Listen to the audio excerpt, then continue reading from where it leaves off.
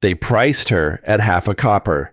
A girl barefoot in the snow, hair smeared with ash, a fake scar drawn down one cheek because she'd hoped that looking uglier might make them look away.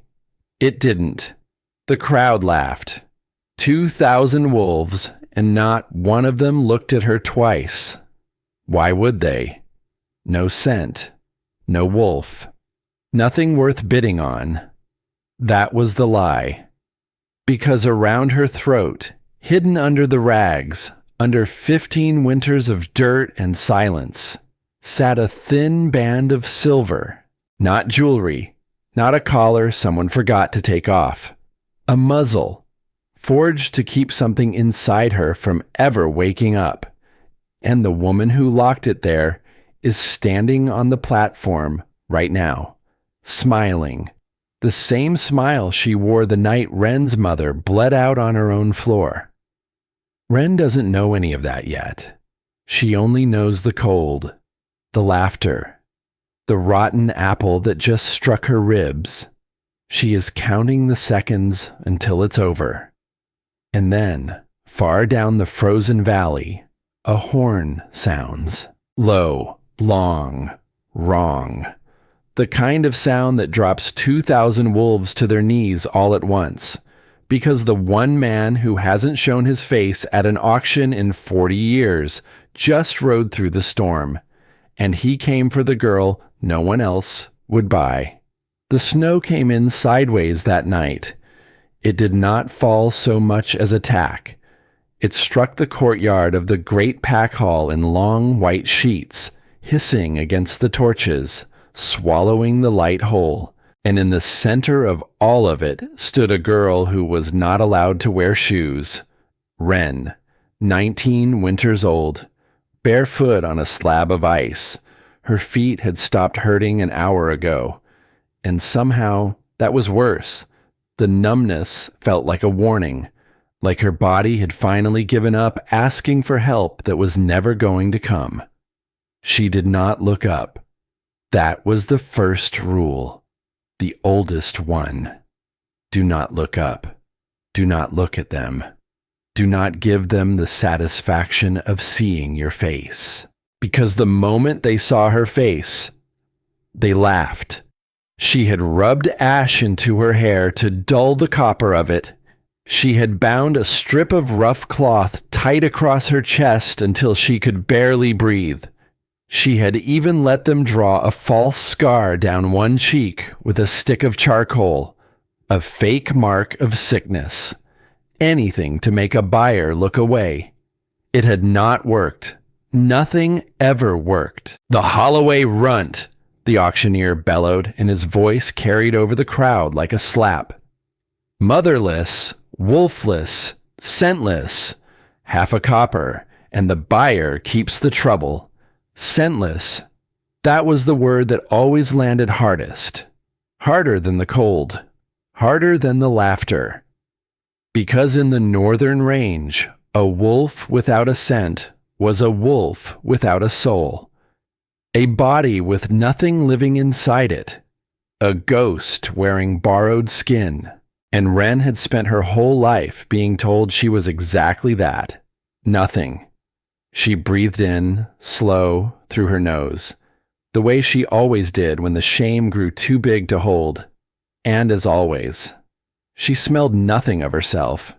No warmth, no wild things stirring under her ribs, only snow and smoke, and the rose water drifting down from the platform above her. That rose water belonged to her stepsister. Up on the dais, behind a rail of black iron, the Holloway women watched her like she was a stain they were finally about to scrub out.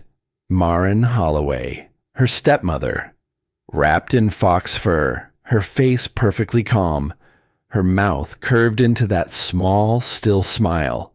It was the same smile she always wore when something cruel was about to happen, and she wanted the whole world to believe she had nothing to do with it. Beside her stood Celestine, oiled in rosewater, draped in silver, her platinum hair catching the firelight as though she had been born to stand in exactly that spot. Celestine would be bid on by lords, by heirs, by wolves with names and lands and warm beds. Wren would be bid on by no one, or worse, by someone. The auctioneer cracked his staff against the ice. "First bid," he called. "Who will take this one off our hands? A farmhand, a kennel keeper, anyone at all." Silence. Then laughter, the kind that rolls through a crowd and feeds on itself.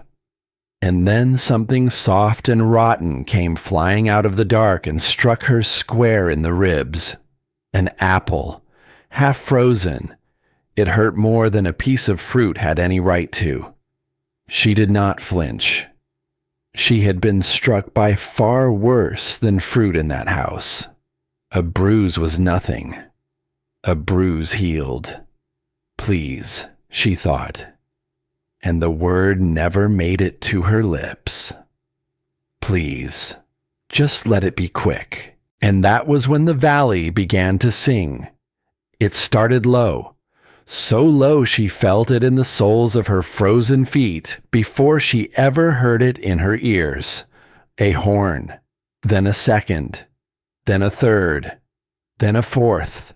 4 long notes pouring down out of the mountains, like the throat of the world had opened up to call something home. The laughter died instantly. Every wolf in the courtyard turned toward the great iron gates, and then, all at once, 2,000 of them dropped to one knee. So fast the snow hissed beneath them. Wren did not kneel, not out of pride. Her knees had simply locked from the cold, and she could not have bent them if her life had depended on it. So she stood, alone, the only thing left upright in a sea of bowed heads. And the gates groaned open. Through the storm came riders in a black fur, 12 of them, their mounts breathing smoke into the torchlight, and at their center, a 13th. He sat his horse like the cold did not quite dare to touch him. Roan Thorn, the Alpha King of the Northern Range, a man who had not set foot at a mating auction in 40 years.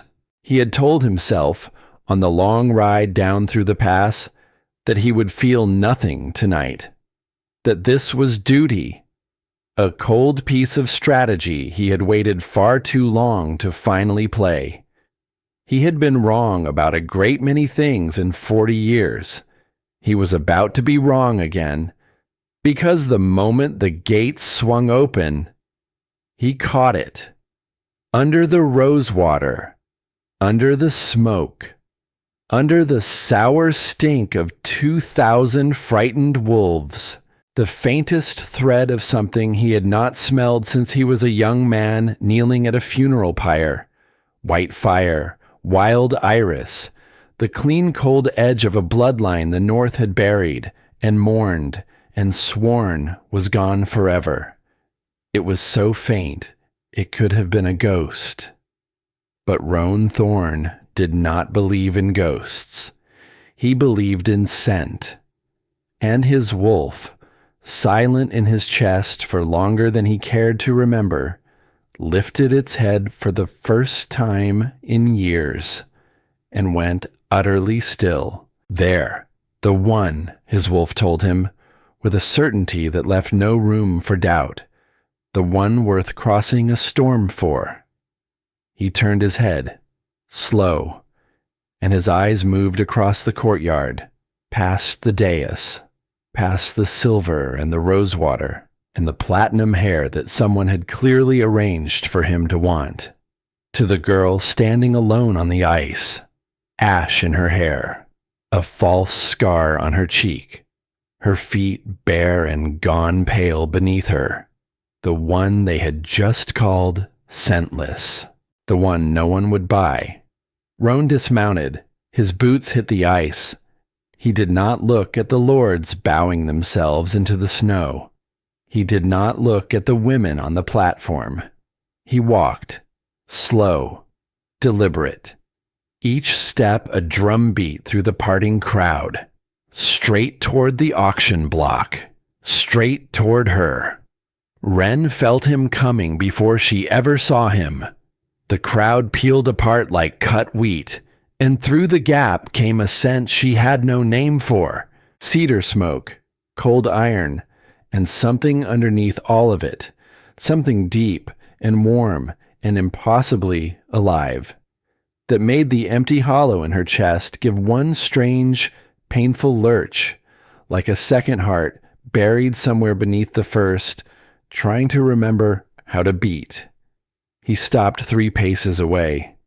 Up close, he was enormous. Frost dusting the dark crown he wore. Eyes the gray of a wolf in the half-second before it decides everything. He looked at her ash-dulled hair, at the charcoal lye smeared down her cheek, at her bare blue feet on the ice, and the whole courtyard held its breath, waiting for him to laugh, to turn away, to choose the girl in silver. He did not. "This one," he said. His voice was not loud. It did not need to be. It was the low, grinding sound of a mountain that has just decided to fall. And 2,000 wolves shuddered as one. The auctioneer went the color of old milk. "My king, surely there is some mistake. This is the scentless girl, the Holloway runt." Roan's head turned. "Just slightly. Just enough." "I said," he murmured. "Quiet. Final. This one." And Wren, barefoot, shaking, ash-streaked Wren, finally broke her own oldest rule. She looked up, straight into the eyes of the Alpha King of the Northern Range, and she found him looking back at her, the way a man looks when he has been searching for something for a very, very long time, and has just, at last, found it. They took her before she could even find her voice. 2 of the king's riders moved in at once, black fur closing around her on either side, and a heavy cloak dropped over her shoulders from behind. His cloak, still warm from his body, still carrying that scent of cedar smoke and cold iron. The weight of it nearly buckled her knees. "Wait," she breathed. "Wait, my things. My sister. You have no sister." His voice, low, close to her ear now, pitched so that only she could hear it. "Not any more. Walk." So she walked. The courtyard blurred around her. She caught only fragments as she passed. Marin's face, carved open in silent fury beneath the fox fur. Celestine's mouth, a perfect pink circle of disbelief. Her silver gown, suddenly worth nothing at all. The auctioneer, clutching his staff like a drowning man, his eyes darting between the king and the girl he had just priced at half a copper. No one breathed. 2,000 wolves parted like cut wheat, and not one of them dared make a sound. She kept waiting for it to be a trick, for the king to stop and laugh, and say he had only wanted to see how low the Holloway runt would crawl, for the hands at her elbows to turn cruel, for the cloak to be ripped away, and the cold to come rushing back. It did not happen. The hands stayed steady, the cloak stayed warm, and the snow that had bitten her for 3 hours now broke harmlessly against the fur. She did not know what to do with that. She had no place in her body to put a kindness she did not understand. At the gates waited a carriage of black lacquered wood, drawn by 4 horses so dark they seemed cut straight from the storm. The door opened before a hand ever touched it. He gestured her inside. She hesitated on the step. "My king, I don't..." The words tangled in her throat. I'm not pretty. I don't have a wolf. There has been some mistake. There is no mistake." He did not raise his voice. He did not need to. Get in the carriage, Wren Holloway. And she froze on the step, the snow whipping at her bare ankles, because he knew her name. No one had said her name in years, not kindly, not gently. To the house, she was the runt. To the courtyard, she was the scentless one. A thing, not a name. But he had said it like it belonged to someone who mattered. She climbed inside. The interior was warmer than any room she had ever known. Dark fur lined every wall. A small iron brazier glowed in one corner, throwing soft copper light across the velvet cushions. She sank into the seat because her legs would simply no longer hold her, and then he ducked through the door and settled across from her. And the carriage, which had felt so vast a moment ago, became suddenly impossibly small. The door sealed. The horses lurched forward. The wheels bit into the snow. And for the first time in her entire life, Wren was alone with a king. He did not speak. He only watched her. And it was not the way the auctioneer had watched her, like a thing to be priced and sold. It was not the way Marin watched her, like a stain to be scrubbed out. He watched her the way a hunter watches a wounded creature he does not quite have the heart to finish. She dropped her eyes to her lap. Her hands were shaking. She pressed them flat against her thighs to make them stop. They would not stop. The silence stretched. Outside, the storm screamed past the glass, white and endless. Inside, there was only the glow of the brazier, the creak of the wheels, and the scent of him filling every corner of the small, dark space. It did something to her, that scent. It reached down into the hollow place in her chest, the empty room where a wolf was supposed to live. And it pressed there, gently, like a knuckle testing a door that had been locked so long everyone had forgotten there was a room behind it at all. She did not understand it. She only knew that for the first time in her life, the emptiness inside her did not feel quite so empty, and that frightened her more than the cold ever had. Because hope was the one thing that House had never let her keep. Hope was the thing that got beaten out of a girl first.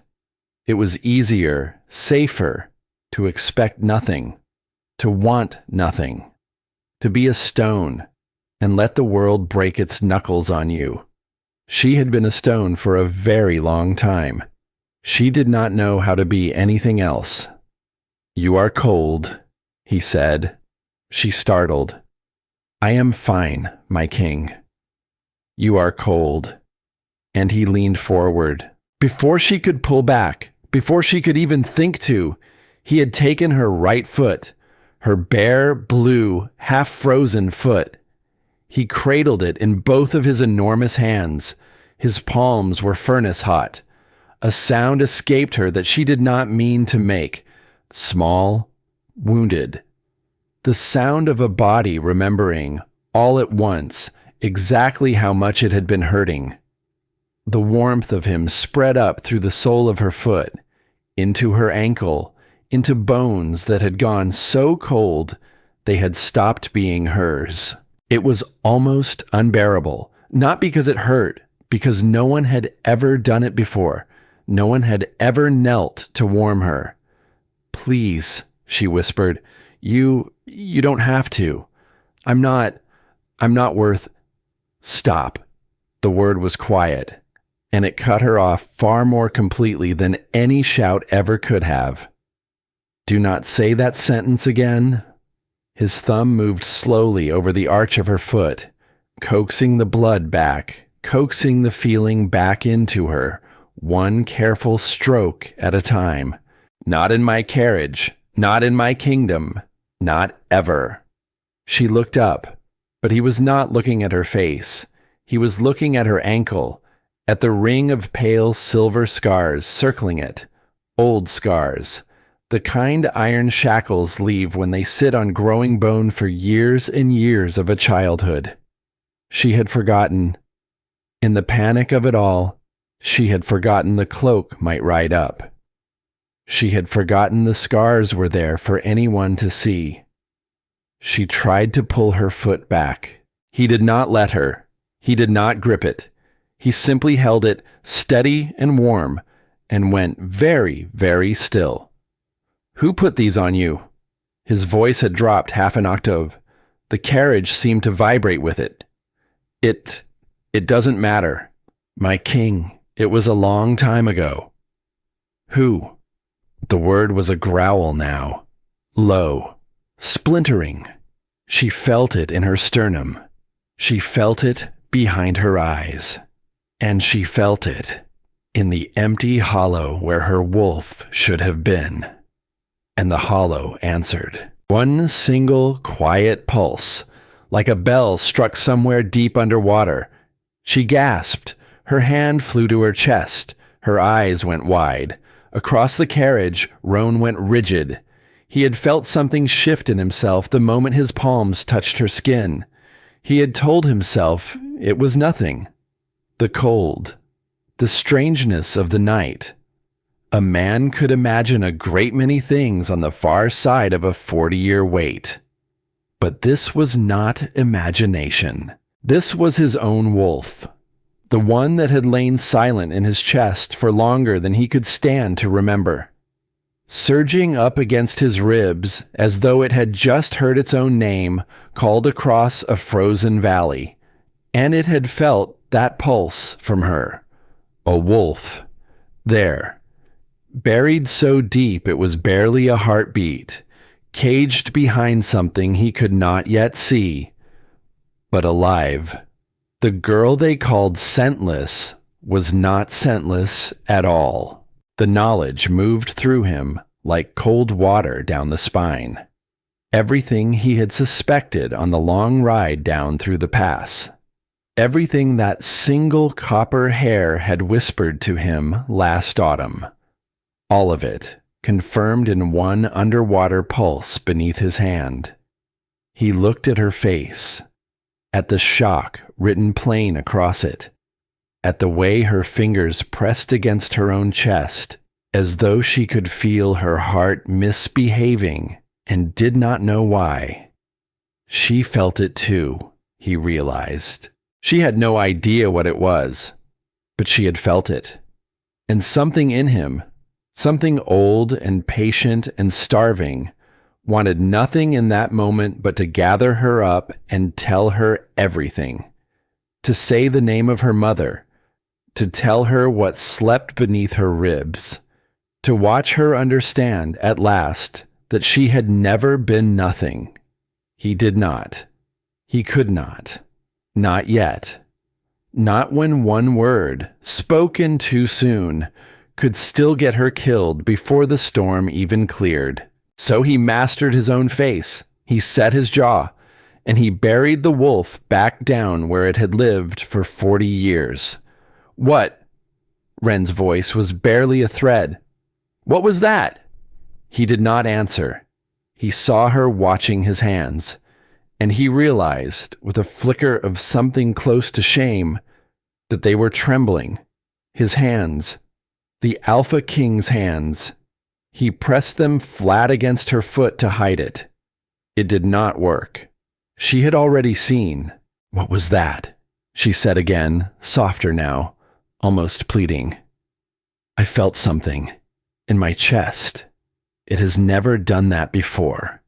Please. What was it?" He set her foot down with terrible gentleness, as though it were something that might shatter. He drew a fur from the wall, and he wrapped it around her legs himself, slowly, carefully, tucking it at the edges. A king, on his knees, in his own carriage, swaddling a barefoot girl against the cold. "Sleep," he said. His voice came out rougher than he intended. "We ride through the night. My king, you will need your strength for what comes next." The words landed in the warm dark and hung there. What? What comes next? She whispered. He looked away from her, out through the frosted window, where the torchlight of the courtyard had already vanished, and only the storm remained. White, endless, howling past the glass. Judgment, he said, a beat, yours and theirs. She did not understand what he meant. Yours and theirs. Her own judgment, and the judgment of the women on the dais. The house that had carved scars into her ankle. The crowd that had laughed until the rafters shook. She was too tired to ask. That was the truth of it. Her body had held itself rigid against the cold for so many hours that now, wrapped in fur, warmed by the brazier and by the lingering heat of his hands, it simply began to let go. Her eyelids grew heavy, the carriage rocked like a cradle, and for the first time in 15 winters. Wren slept without listening for footsteps outside her door, without bracing for the lock to turn, without keeping one ear awake for the sound of someone coming to hurt her. She slept like something safe. She did not see Roan watching her the whole night through. She did not see the way his gaze kept returning to her face, softening by degrees, as the miles of snow rolled by beneath the wheels. She did not feel him reach out, near the darkest hour, and press his thumb very, very carefully against the silver scars circling her ankle, as if he could press the old pain out of her bone, as if he could carry some of it himself. And she did not hear him close his eyes and whisper something low under his breath that she was never meant to hear. "Forgive me, little wolf." His thumb moved once across the scars, "for what I am about to let them do to you."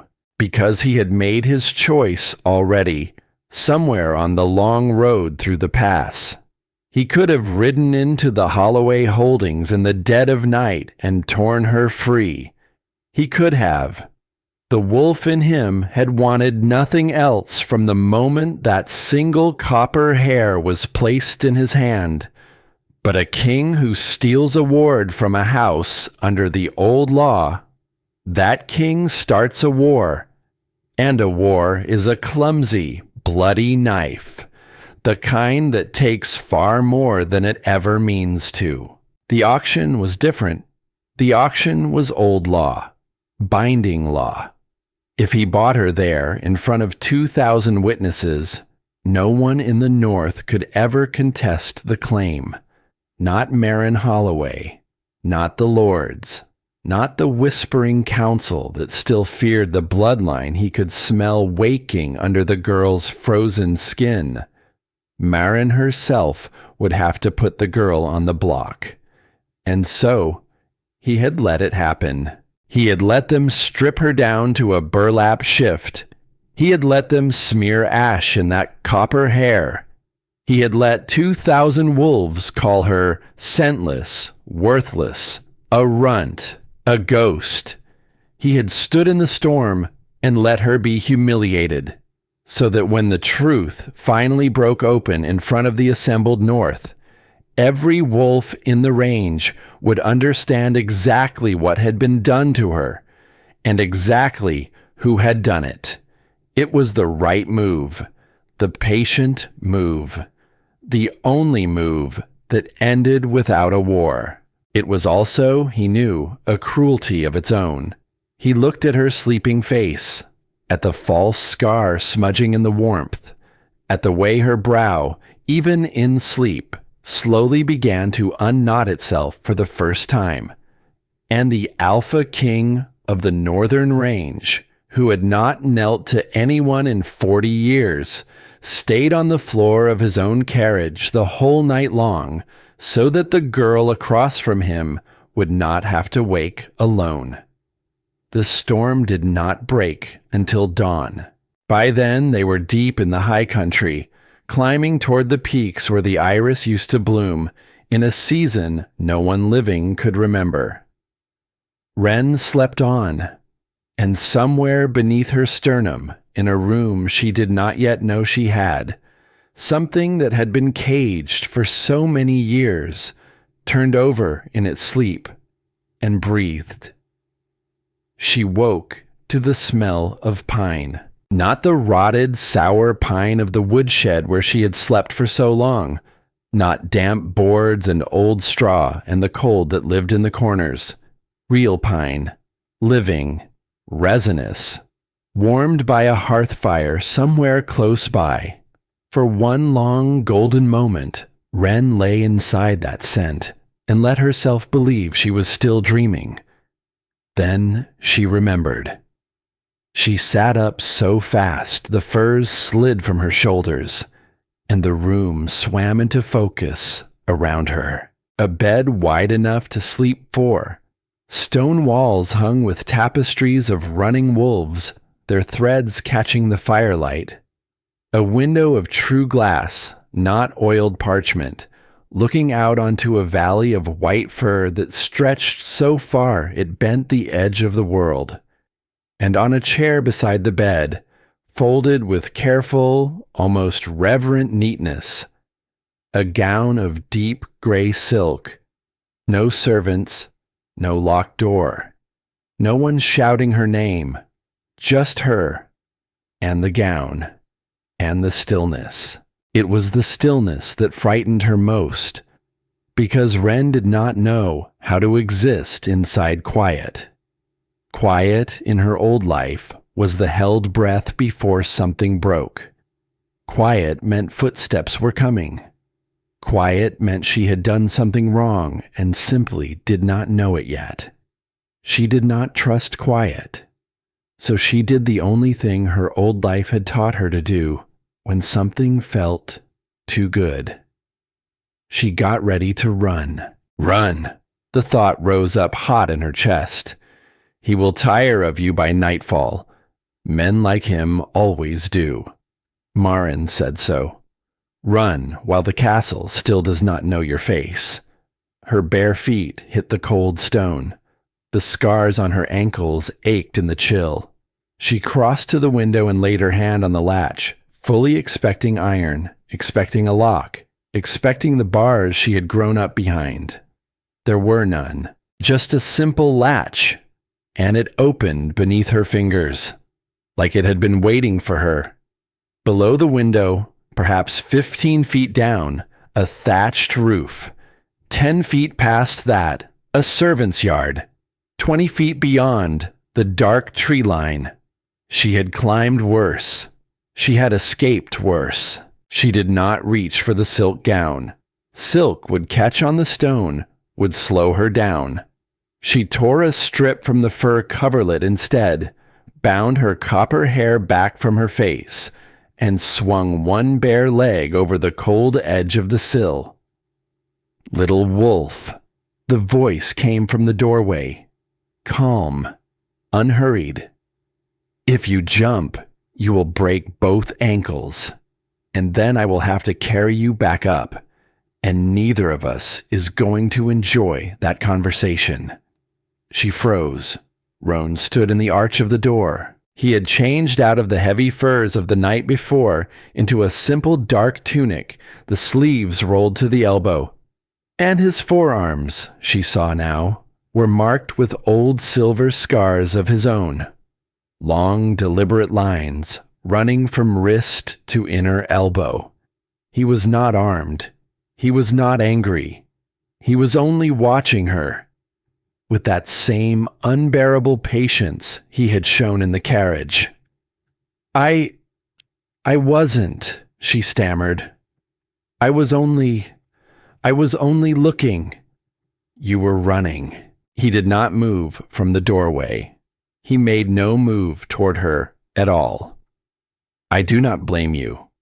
If someone had lived the winters you have lived, they would be running too. She stared at him. He knew her age. He had known her name. And now he spoke about her winters as though he had counted every one of them himself. The cold crept back into her fingers. "How?" she whispered. "How do you know me, my king?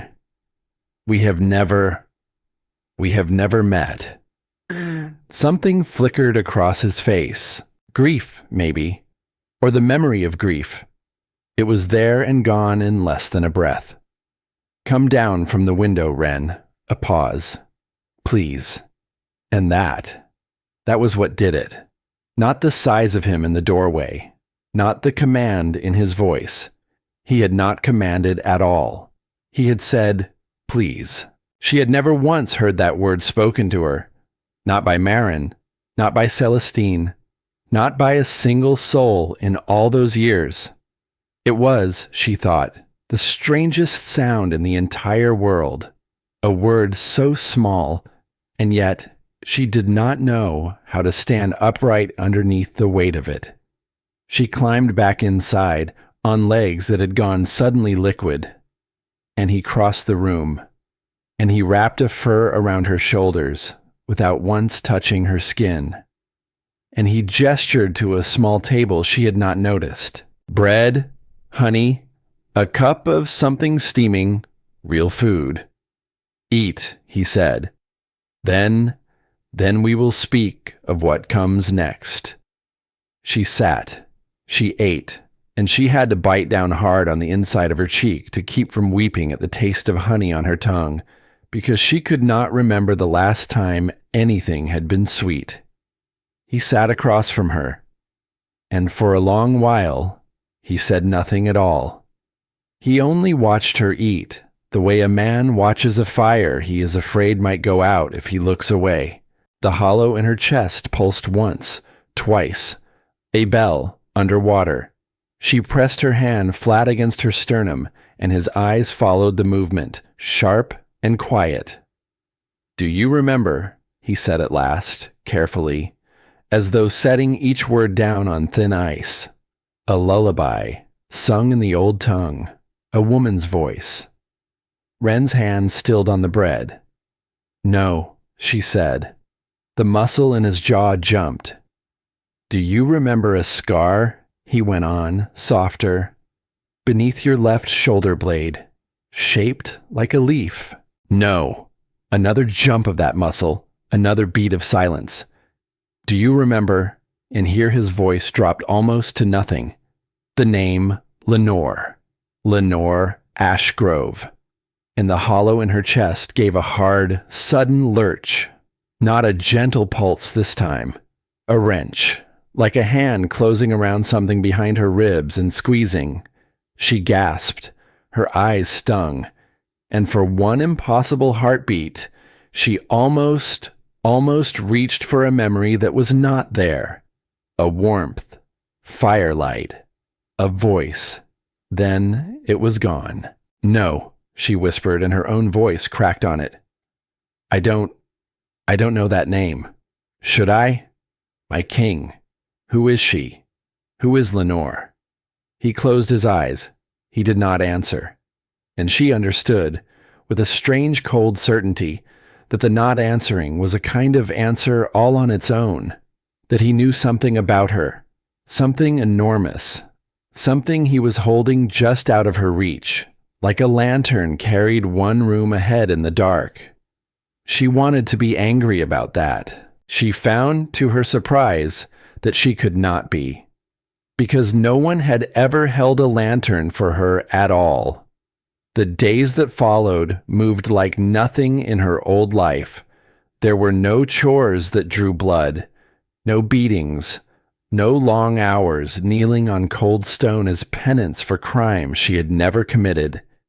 Instead, there were fittings. Quiet women with pins in their mouths, turning her this way and that, murmuring about the line of her shoulder, the length of her copper hair. There were tutors. An old wolf with a soft voice who taught her how the northern packs were ranked, who ruled which valley, which lord had sworn to whom. She drank it in like she was starving for it, because she was. And there were meals, long quiet meals, across a wide table where Roan watched her and asked her things that were almost questions but never quite landed as questions. Do you remember the taste of iris honey? Do you remember a woman braiding your hair by firelight? Do you remember being warm once before all of this? And every time she said no. And every no made the muscle in his jaw jump. And every no made the hollow in her chest pulse a little harder, a little closer to the surface, as though something inside her was answering yes in a language she had not yet learned to hear. She began to ask her own questions. That was the thing she would remember most about those days, if anyone ever asked her. Not the silk, not the honey, but the slow, terrifying, marvelous discovery that she was allowed to ask. "Why did you wait so long?" she asked one evening. "To come to an auction." 40 winters, they said. He went still over his cup. "I was not looking for a bride," he said. "Then what were you looking for?" And he looked at her for a long, long moment. And then he said, very quietly, "Something that was stolen a long time ago." She did not understand, but she filed it away, the way she had once filed away the location of every loose floorboard in the woodshed. It was on the 4th evening that everything changed. She heard the horn before she heard the hooves, a single low note threading up through the castle from the courtyard below, and the whole castle changed shape around it. She felt it in the way the quiet women stiffened, in the way her soft-voiced tutor went pale and excused himself, in the way the servants pressed themselves flat against the walls as they passed. Someone had arrived, someone who frightened them. She was not supposed to be in the gallery above the great hall that night, but a lifetime of being unwanted had taught her how to move without being seen, and her feet carried her to the railing before she had decided to go. Below, the great doors had opened, and through them came a wolf of the northern lords, tall, lean, silver at the temples, and something cold and clever in the set of his mouth. He moved through the hall like a man who had never once in his life been told no. Roan rose to meet him from the high seat, and Wren, pressed into the shadow of a stone pillar, felt the air go thin. "Lord Hadrian Crane," Roan said. His voice was even, courteous, and underneath it, colder than the storm had ever been. "You have ridden a long way." "News travels, my king." Crane's smile did not reach his eyes. "And the news is remarkable. They are saying you bought a scentless girl off the Holloway block for half a copper in front of the whole North. They are saying true. A king who has not taken a mate in 40 years. Crane spread his hands, all warmth and reason. "And he breaks that silence for a wolfless runt. Forgive an old friend his confusion." Roan said nothing, and Crane took a slow step closer to the high seat, and when he spoke again, the warmth had thinned to something underneath, something that made the hair rise on the back of Wren's neck. "There are those on the council, Roan, who remember things, old bloodlines, old troubles, things this peace was built on burying." A pause. "If that girl is what some fear she is, you understand, the North cannot survive digging up that grave a second time. We bled enough the first time." From above, in the dark, Wren held herself perfectly still. She did not understand the half of it, but she understood the shape of it, the way you understand a predator in the dark before you can see its teeth. That man wanted her gone, and Roan, watching Hadrian Crane smile his reasonable smile, understood it far more completely than she did. He understood that Crane had been there all those winters ago when the iris line was butchered on its own stones, not at the front of it. Crane was never at the front of anything, but near, close enough to profit, close enough that the peace which followed had been very, very kind to House Crane. He understood that Crane had ridden through the high passes in winter not out of curiosity, but out of fear. The particular fear of a man who has built his whole life on top of a grave and has just felt the ground move. And he understood, with a cold and careful clarity, that the most dangerous thing in the entire northern range was not Marin Holloway and her petty cruelties. It was this smiling lord and the council whispering behind him, who would rather see the last daughter of the Iris line quietly dead than alive and crowned. So Roan kept his face still, and he gave Crane nothing. "The girl is my chosen mate," he said. "She will be presented at the Ice Moon, in the old way, before the assembled lords, as law demands." "And if the ritual fails?" Crane asked softly. "If she truly has no wolf to answer the bite, you know what the lords will say then. You know what they will do." "Then it will fail before all of them," Roan said, "and no one will be able to say the king hid anything." Crane studied him for a long moment. Then he bowed, just low enough to be correct, not 1 inch lower. "As you say, my king, the Ice Moon, then. We shall all see what she is." And he turned and he left, but not before his eyes lifted. Just once, straight up to the gallery, straight to the pillar where a girl with copper hair stood frozen in the dark. He had known she was there the whole time. He smiled at her, and then he was gone. Wren did not sleep that night. She sat at her window, watching the firs bend under the wind, and she turned it all over and over in her hands. The lullaby she could not remember, the name that made her chest ache, the ritual that could see her torn apart, the smiling lord who wanted her dead before she ever knelt, and the king who knew something about her and would not say. The old wren would have run. The old wren would have taken the strip of fur and the open latch and the 15-foot drop, and she would have vanished into the tree line and never looked back. Because the old wren believed, all the way down to the marrow, that she was nothing. That there was nothing in her worth a man riding through a storm for. That, whatever this was, it would end the way everything always ended, with her alone in the cold.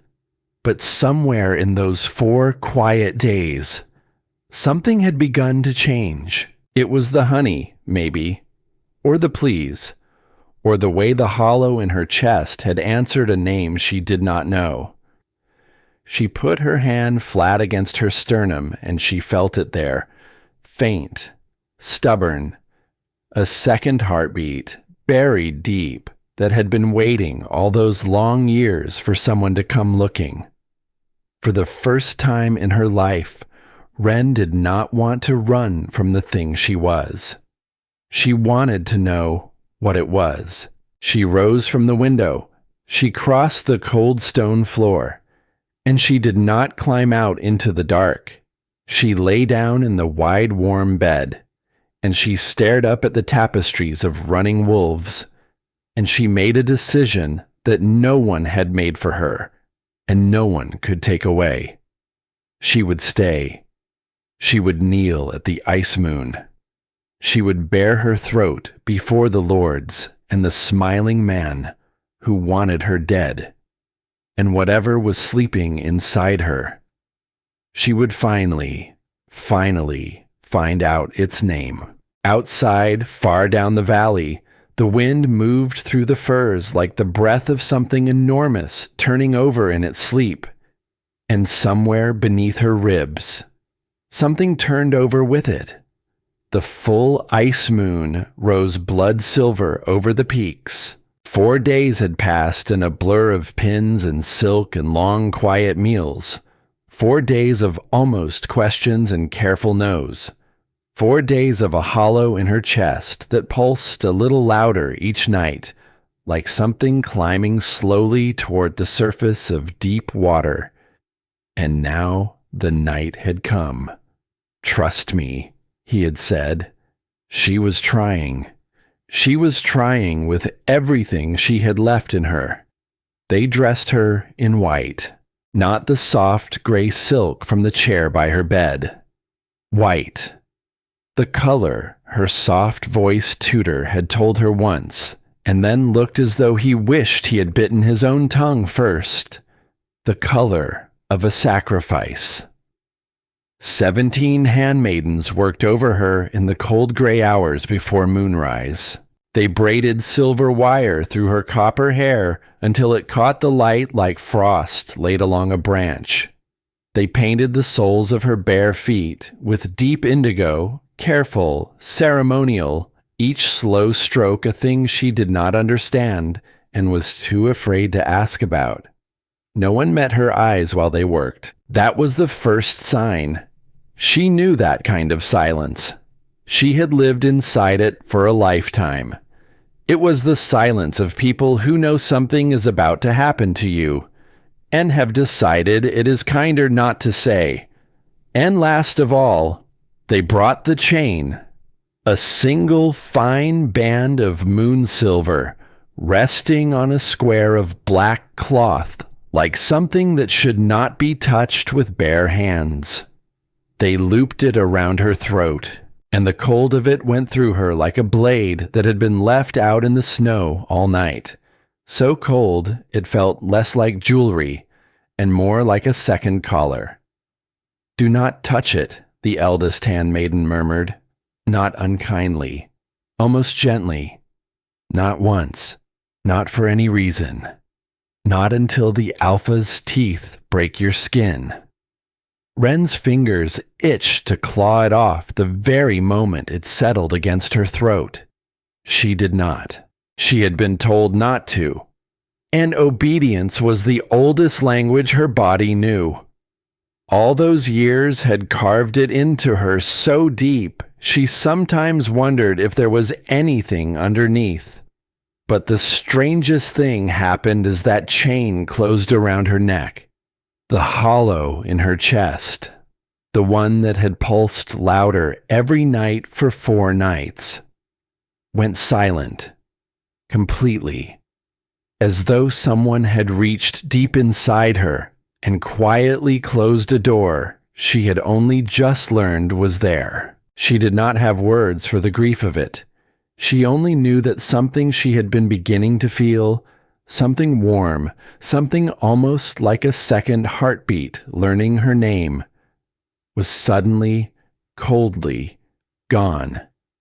And she did not understand why that did not feel like a ritual at all. It felt like a hand closing around her throat.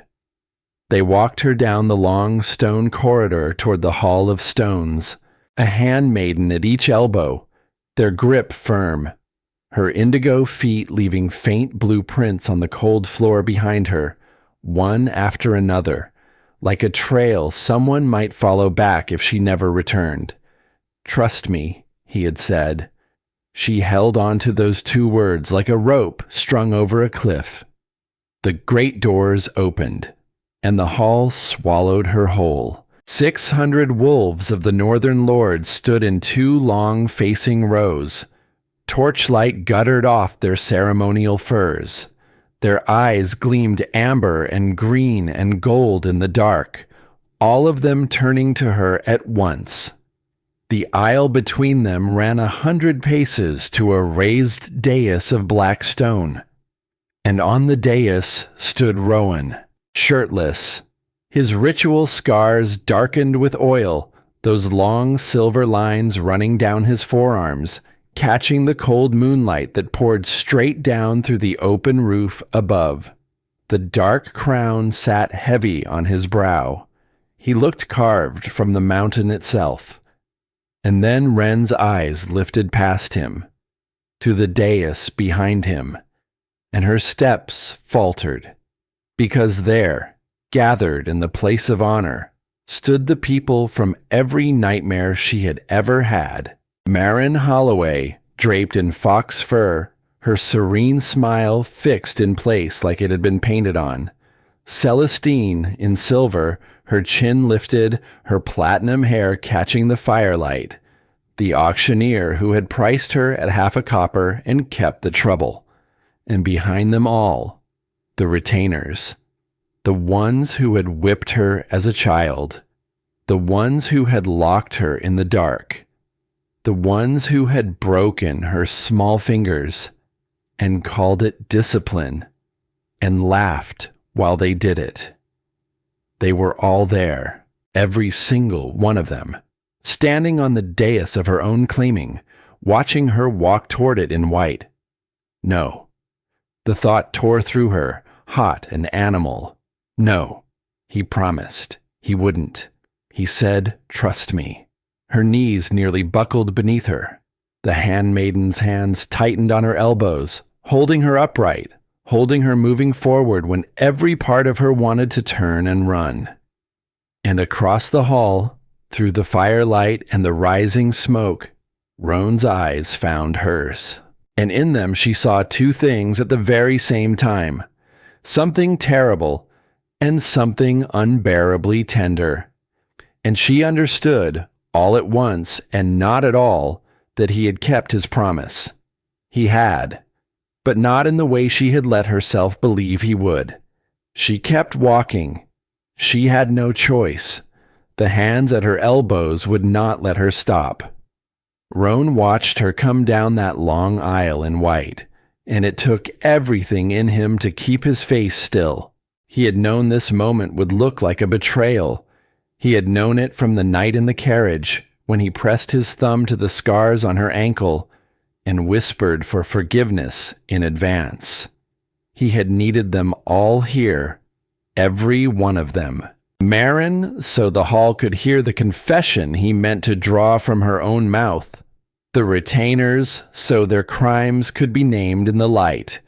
Crane, most of all, so the lord who feared the iris line could not later claim the king had hidden the truth in shadows. He had built this, every cruel piece of it. And now he had to stand here, crowned and oiled and still as stone, and watch the only thing he had ever crossed a storm for walk toward him with the face of a girl being led to slaughter. "Trust me," he had told her. He had no right to ask it. He knew that. A man does not earn trust by handing someone to their tormentors and saying, "Wait, you will understand soon." But he had no other road that did not end in war. And so he held her gaze across the smoke, and he poured everything he could not say into it, and he prayed to gods he had stopped believing in that she would feel it. "Hold on, little wolf. Just a little longer. Hold on."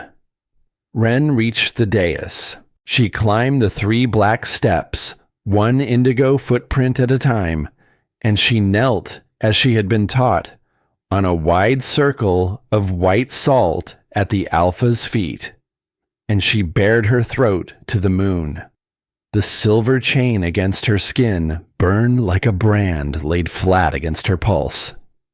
"Tonight," Roan said, and his voice carried to every stone in the hall, "I claim this woman, before the ice moon, before the northern packs, before the old law of tooth and frost." A pause that rang like struck iron. "Let any who object speak now, or be forever silent." And Marin Holloway stepped forward. Wren's whole body seized. "My king," Marin's voice was honey poured slowly over poison. "Forgive me, but the girl is scentless, wolfless. She cannot receive the bite. The ritual will fail, and the pack will be cursed for 7 winters. A ripple moved through the hall. Some lords nodded slowly.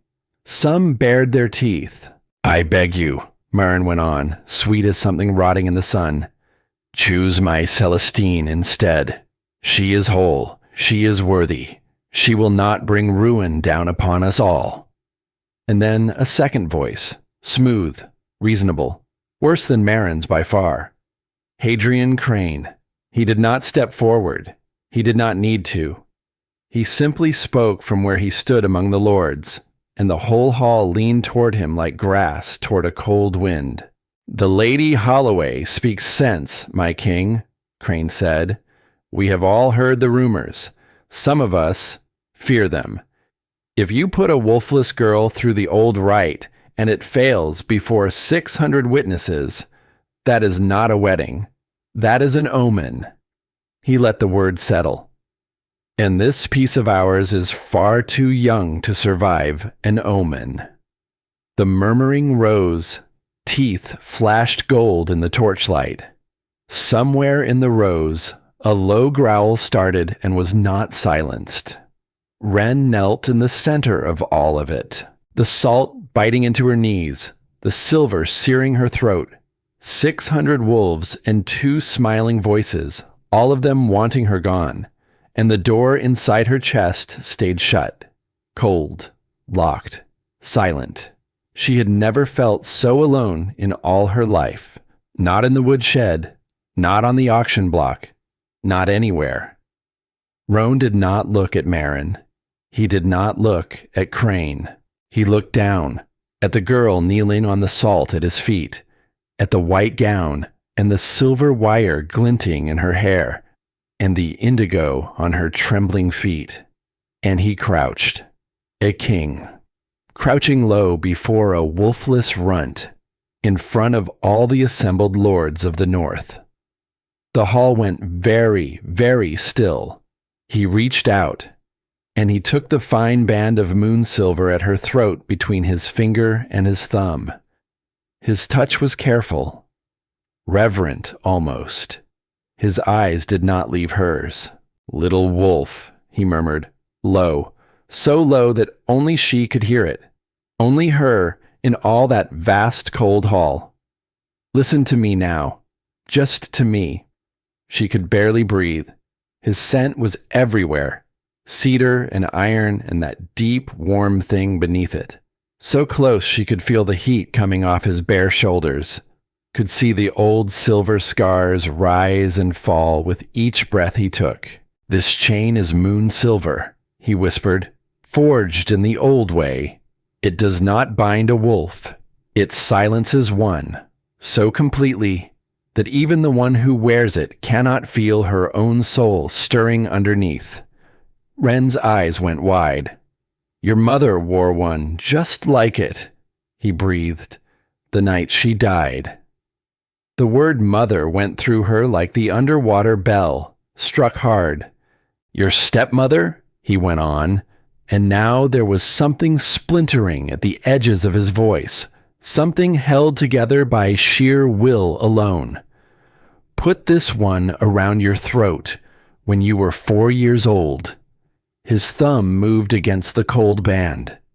And it has been hidden ever since, beneath every collar, every rag, every scarf, every single strand of your hair. For 15 winters, Wren. 15 winters they kept you from yourself. The hall blurred around her. What? She breathed. What are you saying? I am saying, he whispered, and his hand against her throat was trembling now, the great steady hand of the Alpha King shaking like the last leaf in a winter wind, that you are not scentless. You never were, not for one single day of your life. And something in Wren cracked open. Not the chain. Not yet. Something older. Something far behind her ribs, in a room she had spent her whole life believing was empty. A lifetime of being told she was nothing. A lifetime of ash in her hair and bruises she had earned simply by breathing, and a hollow she had been taught to be ashamed of. And it had never been empty. It had been locked by that smiling woman standing on the dais, by a thin band of cold silver, by a lie so enormous it had quietly eaten her entire life, one winter at a time. The grief came first, a grief so vast it had no floor, nothing to land on. She felt herself falling through it, and then, rising up underneath the grief, came something else, something hot, something that had been kneeling on cold stone for far too long, and had just, finally, understood that the cage had a key all along. Roan's fingers were on the chain. He could have broken it himself. She saw it plainly in his eyes. He was waiting for her to give him the word, the nod, the smallest permission. And the old wren would have given it. The old wren would have let the king do it for her, let the strong one act, while she stayed small and grateful on her knees, because being small was the only thing that had ever kept her alive in that house. But the old wren had begun to die 4 nights ago, somewhere between the taste of honey and the sound of the word please. And the new one, the one who had decided, alone at a window, that she would finally learn the name of the thing sleeping inside her. The new one was done kneeling for other people. "No," she whispered. Roan went very still. "Wren?" "No." Louder now, her own voice, steadier than it had any right to be in that hall. "Not your hand." And she lifted her head, past him, up to the woman on the dais who had locked a 4-year-old child in silver and called it mercy, who had carved scars into her ankle, who had smiled that small, serene smile every single day of her stolen life. She held Marin Holloway's eyes, and she reached up with her own 2 shaking hands, and she closed her fingers around the chain at her own throat. The cold of it bit into her palms. The silver fought her, slick and ancient and cruel. 15 winters of suppression coiled tight into one thin, gleaming band. She heard Marin's breath catch high in her chest. She heard Crane say, sharp and sudden, "Stop her!" She heard the lords surge forward in their rows, fur and muscle and bared teeth, and she heard, somewhere far above all of it, the open roof, and the blood-silver moon, and the wind moving slow through the endless firs. She pulled, for her mother, whose face she could not remember, and whose name had lived in her chest like a buried bell, for the lullaby in a tongue she had never once been allowed to learn, for the girl in the woodshed, barefoot in the dark, who had whispered please, just let it be quick, and had meant every word. She pulled with everything that 15 winters had buried inside her and never managed to kill, and the chain broke. The sound it made was not the sound of breaking metal.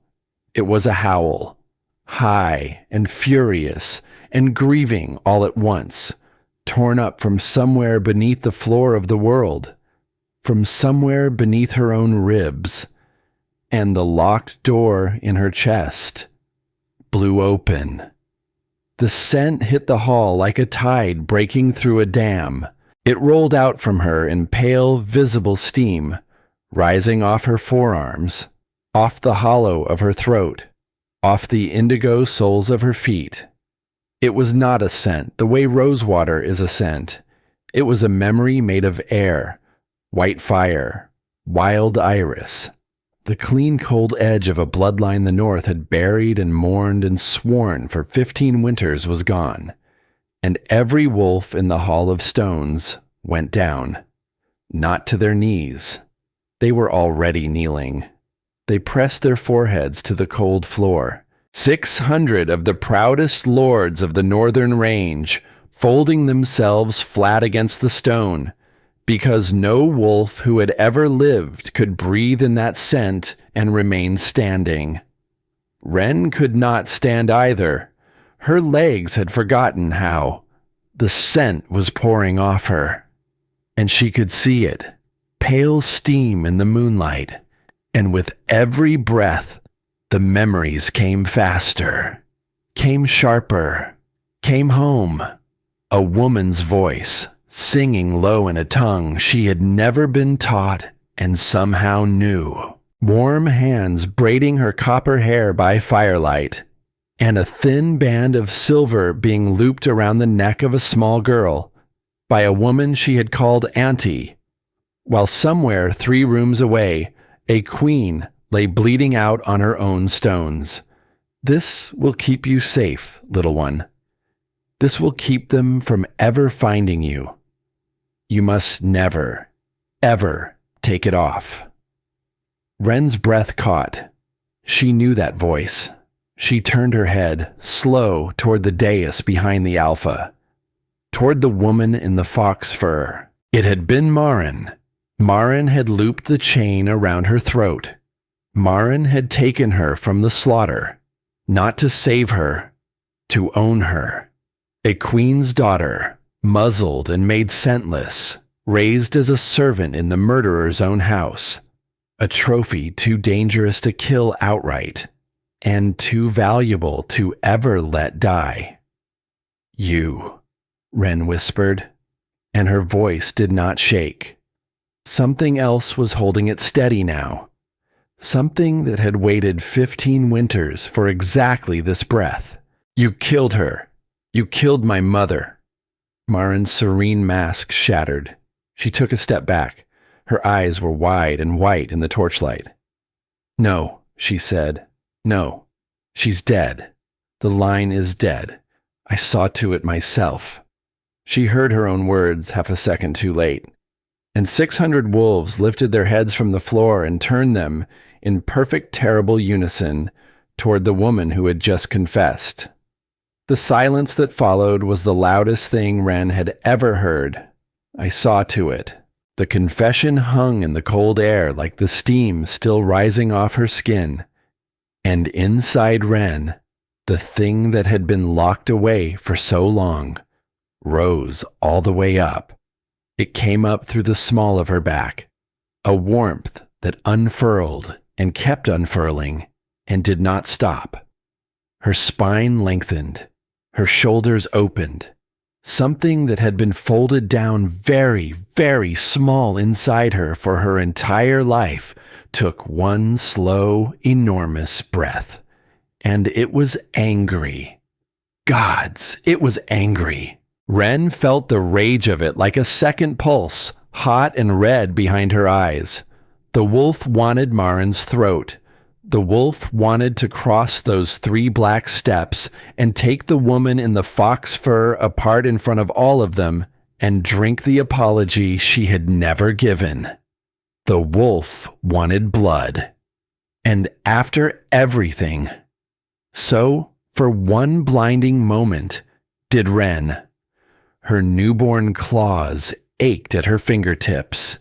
It would be so easy. She could feel it. The strength was there now, raw and new and roaring. One leap, one bite, a lifetime of debt, paid in a single red breath. No one would stop her. She understood that suddenly, completely. 600 wolves had pressed their faces to the floor. The king himself had crouched at her feet. The whole north was hers in this moment, if she wanted it. She rose to her feet on the dais, and Marin saw the wolf in her eyes and made a small broken sound and did not run, because there was nowhere left to run to. And that was the moment Hadrian Crane chose to speak. There, he said, not loud. He was never loud, but the hall heard every word. There it is. Look at her, my lords. Look well. He had risen from the floor, alone, the only standing figure besides Ren and the king. And he was not bowing now. He was pointing. This is the iris line you have all been mourning. This is the bloodline the songs made so beautiful. A girl with murder in her eyes and a wolf she cannot control, standing over a kinswoman, deciding whether to tear out her throat for sport. A murmur moved through the prostrate lords, uneasy, wavering. Ren's wolf snarled at the sound of his voice. Her mother ruled the north by fang and fear, Crane went on, smooth and patient, turning slowly so every lord could see his reasonable face. Lenore Ashgrove would have made this whole range a kennel for her own breed. We bled to be free of that. We buried it. And now you would crown the daughter with that same fire in her eyes, on the strength of a pretty smell and an old man's grief. He let the words land. Look at her, he said again, soft as a knife sliding home. She has been a wolf for 30 heartbeats, and already she wants to kill. Is that a queen? Or is that the very thing your fathers died to end? And the murmur grew, and the wolves who had pressed their foreheads to the floor began, slowly, uncertainly, to lift their eyes, to look at her not with worship now, but with fear. And Ren understood, in one cold and terrible flash, exactly what Crane was doing. He was not denying who she was. He was using it. He could not unmake the scent. He could not unmake the confession. So he was taking the one weapon she had left, the rage, the wolf, the fury of a stolen life, and he was turning it into the rope they would hang her with. If she killed Marin now, she proved him right. If she let the wolf take her, here, in front of all of them, she became the monster he had just promised them she was, and the North would turn on her, and the line of the iris would be buried a second time, and this time it would stay in the ground. He had built a trap out of her own grief, and he was smiling, just slightly, because he believed she would walk straight into it. Roan had not moved. It was killing him to stay still. Every instinct in his body screamed at him to step in front of her, to answer Crane himself, to wrap the weight of 40 years of kingship around her like a shield and crush the Lord where he stood. He could do it. One word from him and the hall would turn on Crane, but he made himself stand back because he had learned something in 4 quiet days of almost questions and careful no's. He had learned that this girl had spent her whole life being acted upon, decided for, spoken over, moved like a piece on someone else's board. If he saved her now, in front of all of them, he would only be one more powerful hand reaching in to do her living for her, and Crane would win anyway. Because the lords would say the king fights her battles. The girl cannot stand on her own. The crown holds her up, and the moment it lets go, she falls. No. If she was going to be queen of the North had to watch her become it. By herself. So Roan, who had crossed a storm for her, who wanted nothing in the world but to step between her and every cruel thing that had ever touched her, did the hardest thing he had ever done. He stepped back. He met her eyes, and he gave her the smallest nod. Not a command, not a rescue, a handing over. "This is yours," the nod said. "It was always yours. I cannot win it for you. I would not insult you by trying." Ren felt the nod land in her chest, and she felt the wolf, raging, straining toward Marin's throat, and she felt the trap. Crane's trap, closing slow and patient around her ankles.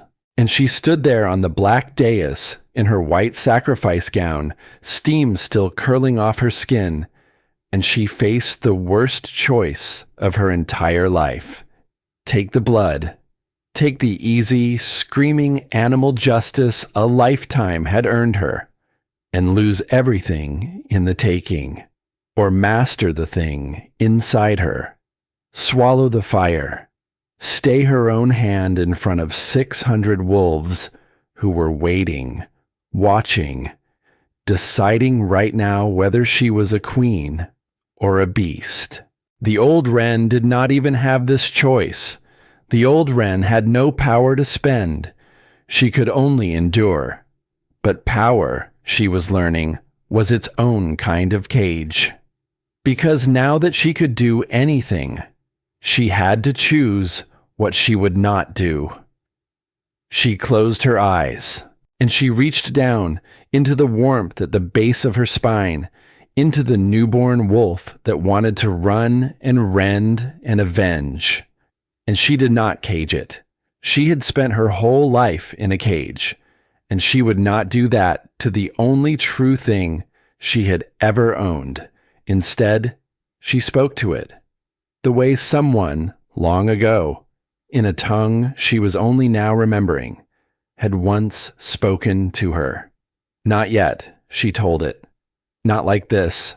Not for them. We will not give that man the monster he is begging for. We will not let her death be the thing that buries us again. I have you. I have you now. And we are going to do this the hard way, because the hard way is the only way they cannot take from us. And slowly, slowly, the wolf eased back from Marin's throat. Not gone, never gone again, but hers, held, chosen. Wren opened her eyes, and they had changed. The flat gray they had been for 19 winters was gone. They were the color of wild iris now, pale violet, ringed in gold, and they were perfectly, terribly calm. The murmuring in the hall faltered, because the wolves had been waiting for the beast Crane promised them. They had been braced for the leap, the blood, the proof, and instead, they were looking at a young woman standing very still in a circle of broken silver, with her mother's eyes and her own steady hand, choosing not to kill. That was not what fear looked like, and it was not what rage looked like either. It looked, to the oldest lords in that hall, the ones who could still remember, like a queen. Crane's smile slipped just at one corner. He had built his whole trap on her rage, and she had simply set it down. Wren did not look at him yet. She was not ready for him yet. There were words she would have for Hadrian Crane, and she meant to choose every single one. She looked instead at Marin, at the small, thin, trembling woman who had stolen her whole life, and she felt almost nothing. She noticed that with a distant kind of wonder, where she had expected an ocean, there was only cold, clear water. I thought I would want to tear you apart, she thought, and I find I do not. You are too small to give my wolf to. You will answer for what you did, Wren said quietly. Her voice carried to every stone. All of it. My mother, the chain, the 15 winters. You will answer. She lifted her head. But not tonight, and not with my teeth. I will not let you make me into the thing he wants. A glance then, finally, at Crane. Brief. Cold. A promise. Either of you. And then she turned to Roan, to the king who had stepped back, who had not saved her, who had trusted her to save herself, which was, she understood now, the greatest gift anyone had ever given her. My king, she said, I would speak to this hall, not as your chosen, as what I am. And Rowan, his chest tight with something that was not quite pride and not quite grief and much too large for either word, inclined his head. Then speak, he said softly, little queen. And the hall will listen. Outside, far down the moonlit valley, a single wolf lifted its voice and began, very faintly, to howl, as if the whole north had felt something turn, and was waiting now to hear what she would say. The howl outside faded into the wind, and in the hall of stones, 600 wolves waited. Wren stood in the broken circle of silver, the white gown falling around her like a banner, the steam thinning off her skin to something quieter now, something only the wolves nearest her could still catch. Her mother's eyes, her own steady hand. She did not raise her voice to begin. She had learned, in a lifetime of silence, that the quietest voice in a room is often the one people lean in hardest to hear. My name, she said, is Wren. A pause. That is the name they gave me in the woodshed. The name they spat at me on the auction block. The name 2,000 wolves laughed at 4 nights ago in the snow. She let it sit. But it was not my first name. The torches guttered. No one breathed. My first name was given to me by a woman with warm hands who braided my hair by a fire and sang to me in a tongue this hall has not heard sung in 15 winters. Her voice did not waver. Her name was Lenore Ashgrove. She was the last queen of the Iris line, and she was murdered on her own stones, while a child hid 3 rooms away, with a silver chain around her throat, too young to understand that the woman locking it there had just killed her mother. A sound moved through the hall, low, pained, the sound of 600 wolves remembering a grief they had buried and told themselves was finished. You mourned her, Wren said. I can smell it on you. Even now, you mourned my mother, and you sang her songs, and you swore her line was gone. She breathed. It was not gone. It was kneeling in your woodsheds. It was being whipped in your holdings. It was standing barefoot on your auction block while you laughed and threw rotten fruit. The shame in the room was a living thing now. Lords who had laughed in the courtyard 4 nights ago could not lift their eyes to her. I do not say this to shame you, she said, gentler now.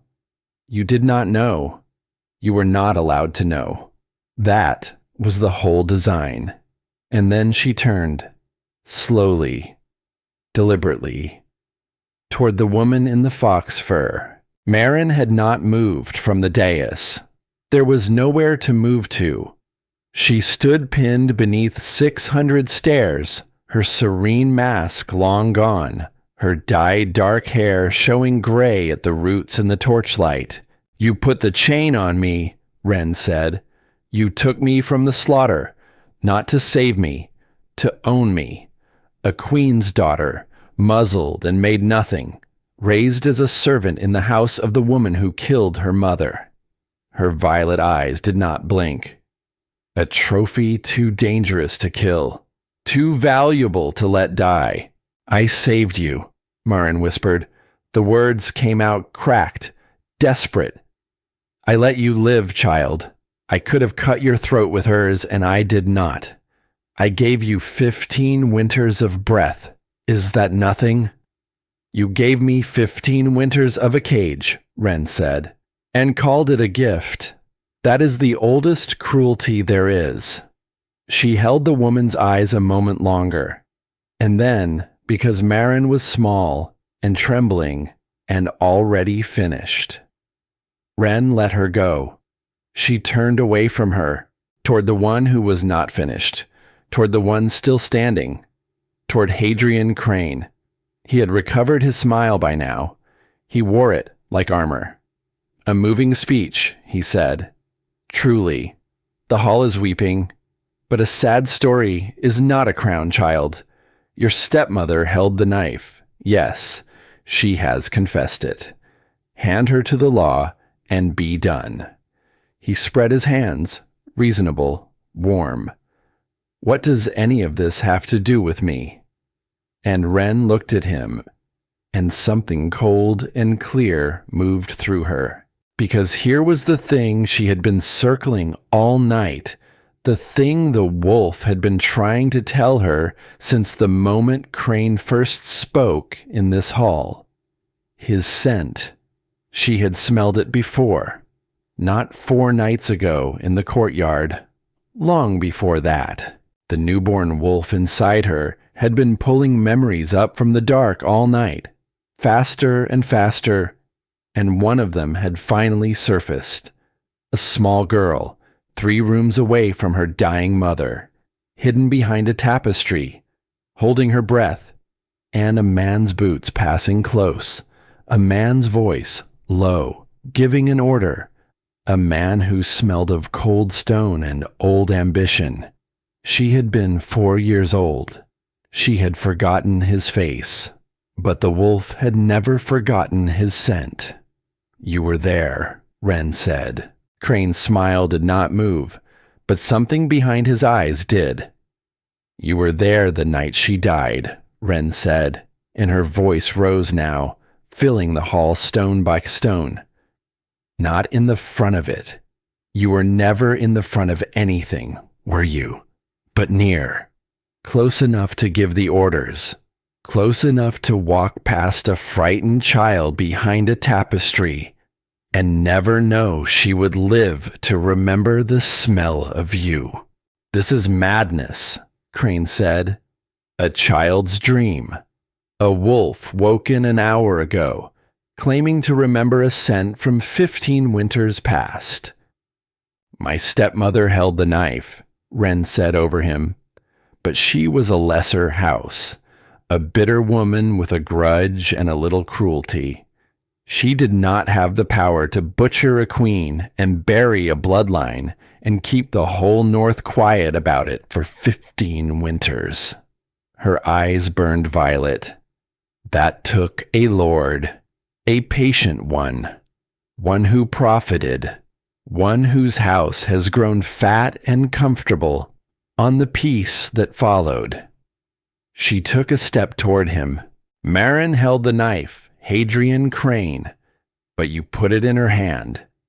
The hall erupted, not into noise, into something worse, into a low, building growl that rolled from row to row, 600 throats, as the lords turned their heads toward the silver-haired man in their midst. And Crane saw the room turn.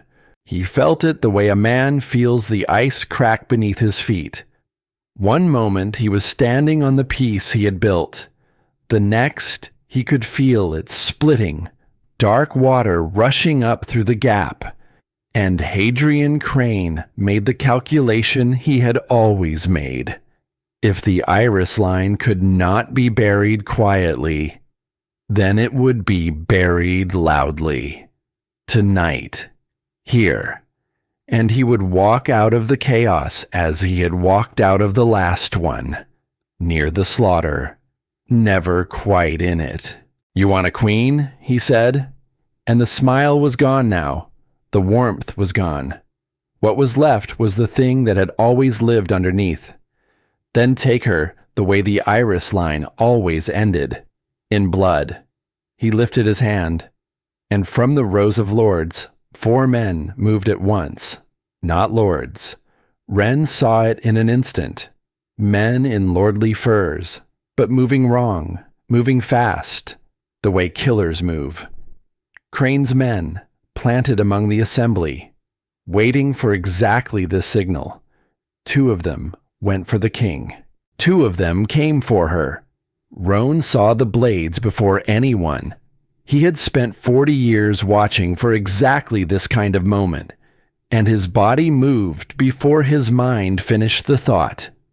The two men coming for him met a wall of black fur and fury, and the hall filled with the sound of a king who had been waiting all night for someone to give him a reason. But the other two were closer to her, and he was too far. That was the thing that would haunt Roan for the rest of his long life. The half-second of cold, pure terror when he understood, with absolute clarity, that he could not reach her in time. That for all his strength, all his crown, all his 40 patient years, he was going to have to watch. Ren, the name tore out of him. And then he could only do what he had sworn an hour ago that he would do. He had to trust her to save herself. The first blade came for her throat, and time went strange. Ren felt the wolf rise, not in rage this time, in knowing, in the deep, ancient certainty of a thing that had been a queen long before her mind ever caught up. She did not run. Running was the old language, the woodshed language. She turned into it. Her hand came up, faster than a girl's hand had any right to move, and caught the man's wrist. And the wolf was in her grip, in the iron of her fingers, in the violet fire of her eyes, and the man who had killed for Hadrian Crane many quiet times before looked into the face of the iris line awake and faltered. It was only a heartbeat. It was enough, because Ren opened her mouth. And what came out was not a scream. It was not a girl's plea. It was something that came up from the same place the chain had broken open. A sound layered with another sound, a voice with a wolf inside it. Down. The command rolled through the hall of stones like the toll of an enormous bell, and every wolf in that hall obeyed. It did not matter whose man they were. It did not matter who they had sworn to. The command did not come from the king. It came from somewhere older than the crown, older than the council, older than the peace Crane had built on a queen's blood. It came from the iris line, from the bloodline that had ruled the north before any of them drew breath. And it reached past their oaths and their fear and their politics, straight down into the wolf each of them carried, and it pressed every single one of them to the floor. Crane's killers went down with the rest. Their blades rang against the black stone, their bodies pressed flat, shaking, unable to disobey. Their own wolves bowing to a queen their minds had spent the whole night being told was a beast. And Ren stood alone, upright, in the center of 600 prostrate wolves, the white gown around her and the violet fire in her eyes. And she understood, all at once, what she was. Not a runt, not a trophy, not a girl who needed a king to fight her battles in front of the lords. She was the daughter of Lenore Ashgrove. She was the iris line, awake, and the north had just bent its knee to her, every last wolf of it, without the king saying a single word. The hall went utterly silent. Roan stood among the only ones still upright, breathing hard. The two would-be killers crumpled at his feet.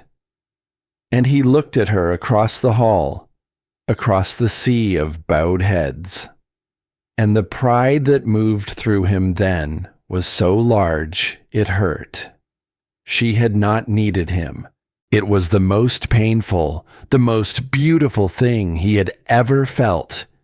He had crossed a storm to save her, and in the end, the only thing she had ever needed from him was for him to step back and let her save herself.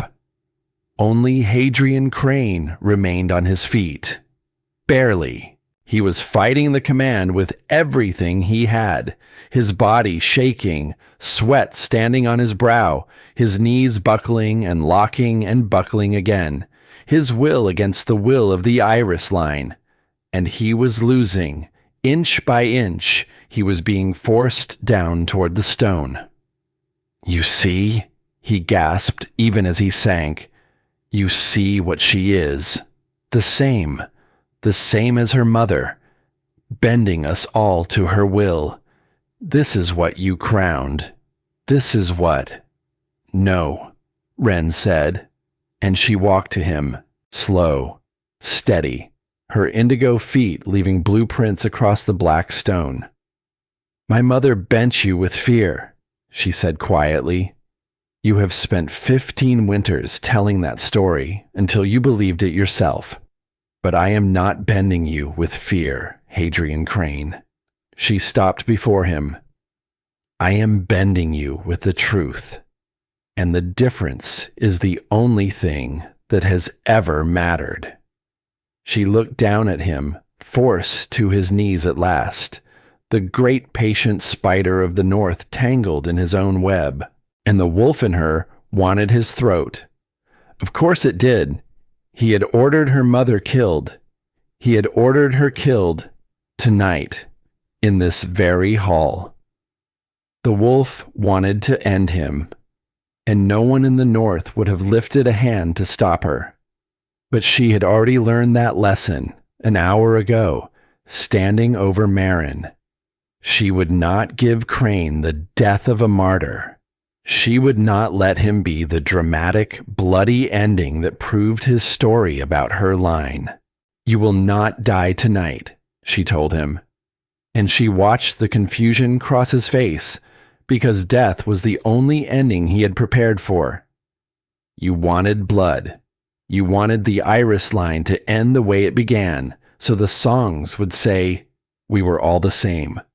I will not give you that song." She straightened.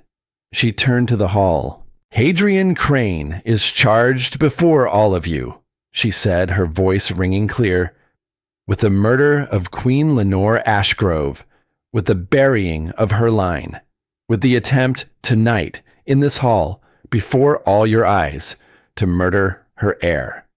A breath. "He will not be judged by my teeth. He will be judged by you, by the council, by the law he hid behind for 15 winters. Let the north that he deceived be the north that condemns him." And the lords, rising slowly now as the command eased, looked at the man in their midst who had played them all for fools across 15 winters of false peace. And the growl that rose this time was not for her. It was for him. Crane's face went the color of old ash, because a quick death he could have worn as a crown. But this, to be handed to the very lords he had manipulated, stripped of his story, judged in the cold light by the people he had used. This was a different thing entirely. The Thorn Guards took him. He did not struggle. There was nowhere left to go. The spider had run out of web. And then there was only Marin. She had sunk to the floor with the rest, and she had not risen. She knelt now in the place she had thought to stand in honor, small and gray and shaking, and she looked up at the child she had caged. Ren crossed to her. The hall watched. The wolf inside her was quieter now, sated almost, not on blood, but on something better, on standing upright, on being seen, on the simple, impossible fact of being the one who decided for once instead of the one decided upon. "You broke my fingers when I was 7, Ren said softly. "You said I stole bread. You let Celestine cut my hair the night of her naming day, and you laughed while she did it. You locked me in the dark. You carved scars into my ankle with iron to keep the runt from wandering." Marin wept. Ugly, open, frightened weeping. It did not move Wren at all. She noticed that with the same distant wonder she had felt before. I thought I would weep too. I find I have nothing to give her, not even that. And you murdered my mother, Wren said, in her own hall, on her own stones, while she stood unarmed. She was a tyrant, Marin spat suddenly, the fear burning off into something older and blacker. Your mother would have made the North a kennel for her iris breed. I did what no lord had the spine to do. If you had any sense, child, you would thank me. You would thank me that I let you live. Silence. And then Wren did something no one in the hall expected. She crouched, down to Marin's level, so that they were eye to eye, the queen and the woman who had stolen her. Here is your sentence, Wren said, and her voice was very gentle, which was somehow the most terrible thing of all. You will not die. You wanted me to want your death, the way Crane wanted his. You are both still trying to be the ending of my story. You are not. You are barely even a chapter. Marin stared at her. You will go back to the Holloway holdings, Wren went on. You will not keep the name. You will not keep the house. You will serve in the kitchens, under the woman you used to beat for burning the bread. Her name is Orla. She is kind. She will not raise a hand to you, not once, no matter what you do. A pause. That will be far worse for you than any beating.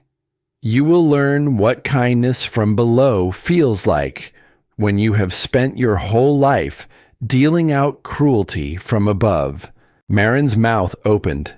No sound came out. You will wear a collar, Wren said, softer still, of common iron, around your throat, where everyone can see it, for every year of your life that remains. The same place you put silver on a 4-year-old child. She rose to her feet. And when you die, it will be buried with you, and the iris line will forget your name. She turned away. Take her. The thorn guards took her. Marin did not scream. She had no scream left in her. And down in the rows, Celestine collapsed weeping beside the auctioneer. Neither was touched. Wren had not named them. And no wolf in that hall moved now without her word. It was done. The crime of 15 winters, named at last in the cold, clear light, before every lord of the North. And Wren stood alone in the center of it, in her white gown and bare blue feet, and felt the strangest thing settle over her. Not triumph, not the hot red thing the wolf had wanted. Peace. The peace of a girl who had spent her whole life being made small, and had just, in front of 600 witnesses, refused to become small again. Refused to become large and cruel either. Refused every shape the cruel ones had tried to press her into, and chosen, instead, her own. She felt Roan come to stand behind her, close, not touching, the way he always stood, waiting, still, for her to choose. She turned to face him, and the Alpha King of the Northern Range, who had knelt only twice in 40 years, looked at the queen the North had just bowed to of its own free will, and slowly, deliberately, in front of all of them, lowered himself to one knee, not to claim her, to honor her. And one by one, the wolves who had risen sank back down, not under command this time, not pressed to the floor by the will of the iris line, by choice. 600 lords of the North, kneeling to a queen they had laughed at 4 nights ago in the snow. And not one of them was kneeling because of the king. They were kneeling because of her.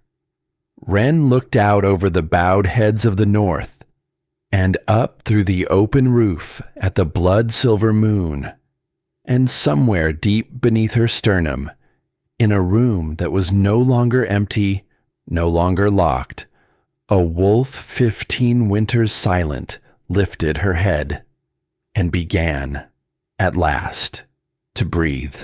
They did not finish the ritual that night. The lords expected it. The old law demanded it. A claiming was meant to end with the bite, the throat bared, the bond sealed in blood, before the whole assembled north. But Rowan would not let them. "Her wolf is 4 hours old," he told the hall, low and final. And no one dared argue with the man whose voice still carried the weight of everything that had happened beneath that open roof. "And she has been a queen for 40 minutes. The bite will wait. And if she is not ready by the next moon, my king," one old lord asked, not unkindly, only afraid, the way the very old are afraid, of the ancient ways bending in their hands.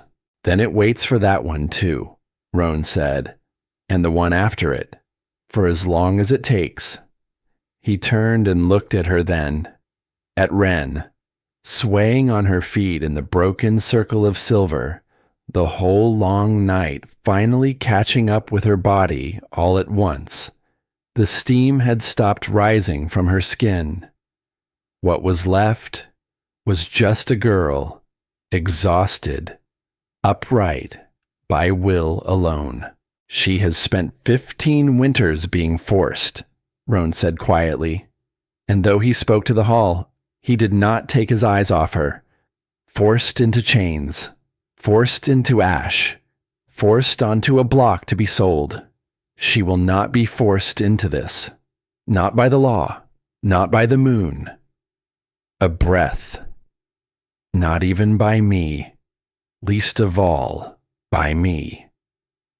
And the hall, which had bent its knee to her once already that night, understood that it would be doing so many times more, for the rest of all their days.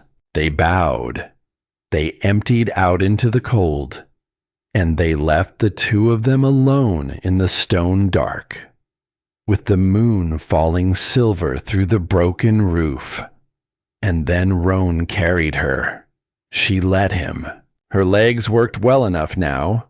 The wolf had seen to that, had poured strength into bones that had been cold for 19 winters. But there is a difference between being able to walk and wanting to be carried. And Ren, who had carried herself, alone, through every dark mile of her life, was so very tired of doing it alone. So she let her head fall against his bare shoulder. She breathed in cedar and iron, and that deep, warm thing beneath them both. And she let the Alpha King of the Northern Range carry her up the long spiral stair to the tower room where the wolf queens of old had always slept. He set her down on the furs of the great old bed, and then he did not climb in after her. He sat on the floor, his broad back against the foot of the bed, his great shoulders level with her knees.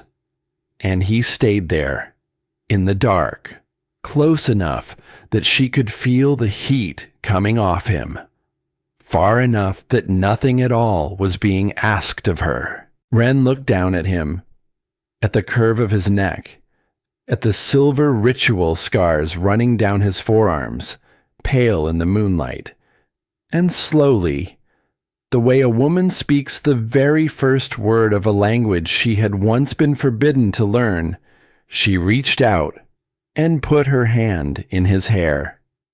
He went utterly still beneath her touch, but he did not pull away. "You knew," she said, not an accusation, a mapping. She was trying to lay the whole long shape of it out in the dark between them, so that she could finally see it all at once. From the courtyard, from the auction block, you knew what I was. From last autumn, he said. A pause.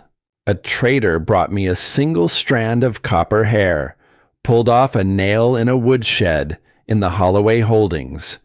He thought it was worthless. He brought it to me only because of the color of it. There is no copper like the iris line's copper. His thumb moved, almost without his knowing, against the edge of the fur near her ankle. I had it matched against a lock your mother once gave my father. Years ago. In peace. They were the same. Wren's fingers stilled in his hair. You knew since autumn, she said slowly, and you left me there, in the woodshed, in the chains, for a whole winter more. Yes, he did not flinch from it. And there is no forgiveness I will ever be able to ask you for that night, he said. That will be large enough to cover it. Why? Her voice cracked on the word. Why leave me there one more day if you knew? He was quiet for a long moment. The fire popped softly in the hearth. The wind moved through the firs far below. Because if I had ridden into the Holloway Holdings in the night, he said, and torn you free, Marin would have stood before the council and screamed that the king had stolen a ward of her house, and half the lords would have believed her, not out of love for Marin, out of fear of me. He turned his head, just slightly, into her hand. The North would have split clean down the middle on the question, and there would have been war. War, she echoed, and war is a clumsy knife, Wren. It does not cut where you aim it. It cuts the farmhand and the kennel boy and the children in the valleys who never heard your name. His jaw tightened. It would have cut you. Somewhere in all that blood, it would have found you. I could not gamble your life on a battlefield. The auction, she said, and understanding was moving through her now, cold and clear, like the river breaking under ice. The auction was old law. Binding law, he said, older than the council, older than the crown. If you bought me there, in front of 2,000 witnesses, no one could ever contest the claim. Not Marin, not the council, not Crane. He let out a slow breath. But for that to work, she had to put you on the block herself. The cruelty had to be hers, done in the open, witnessed, so that it could be undone in the open. Witnessed. Wren was silent. You let them call me scentless, she said at last, very quietly. You let them smear ash in my hair. You let them throw rotten fruit at me in the snow. You let 2,000 wolves laugh at me until the rafters shook. She breathed. And you sat your horse, and you watched it happen. Yes, he did not soften it. He did not dress it up. And somehow, that was the only thing that could have made it bearable. I needed every wolf in the North to hear it said, he told her. To your face, in front of all of them, I needed them to call you worthless, and a runt, and a ghost, so that when the chain broke, every wolf in the range would understand, in their bones, exactly what had been done to you, and exactly who had done it. His voice dropped. A truth that half a room missed is a truth they can argue with later. A truth that all of them witnessed cannot ever be unmade. Wren was quiet for a long, long time.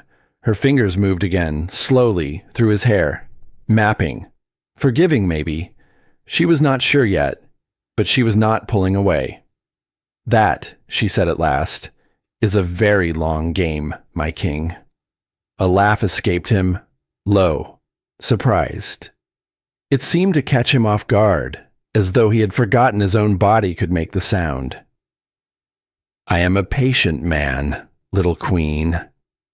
"And the kneeling?" she said, softer now.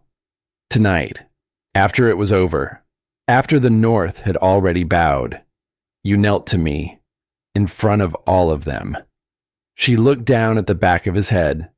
"Why?" He tilted his head all the way back against the bed frame. He looked up at her, upside down, from his place on the floor, and his wolf gray eyes were very soft, and very tired, and very sure. "Because you had been on your knees for 15 winters," he said. A pause that hung in the firelight, and someone owed you the view from above. Her breath caught hard in her chest. And the hollow there, which was not a hollow anymore, which was a whole warm and lit and living room now, full of a wolf that had finally stopped weeping, filled all at once with something she did not yet have a name for. It was not gratitude. Gratitude was too small and pointed the wrong way. It was not even love. Not quite. Not yet. It was something older than both. Something like recognition, like being seen all the way down for the very first time by someone who had been searching the dark for you for longer than you had been alive to be found. "Come up here," she whispered, and he came up, but not the way the carriage had once seemed to promise all those nights ago. He did not reach for her. He did not take. He lay down beside her, above the furs, still fully clothed, and he let her be the one to move. He let her tuck her own face into the hollow of his throat, where the cedar and iron scent was strongest and warmest. He put one enormous hand on the back of her head, and he held it there, as if he were afraid that she might, after all of this, simply dissolve in his arms like frost in the sun. Her wolf, new and shy and barely a night old, nosed up through her ribs and pressed close to whatever it was in him that answered her.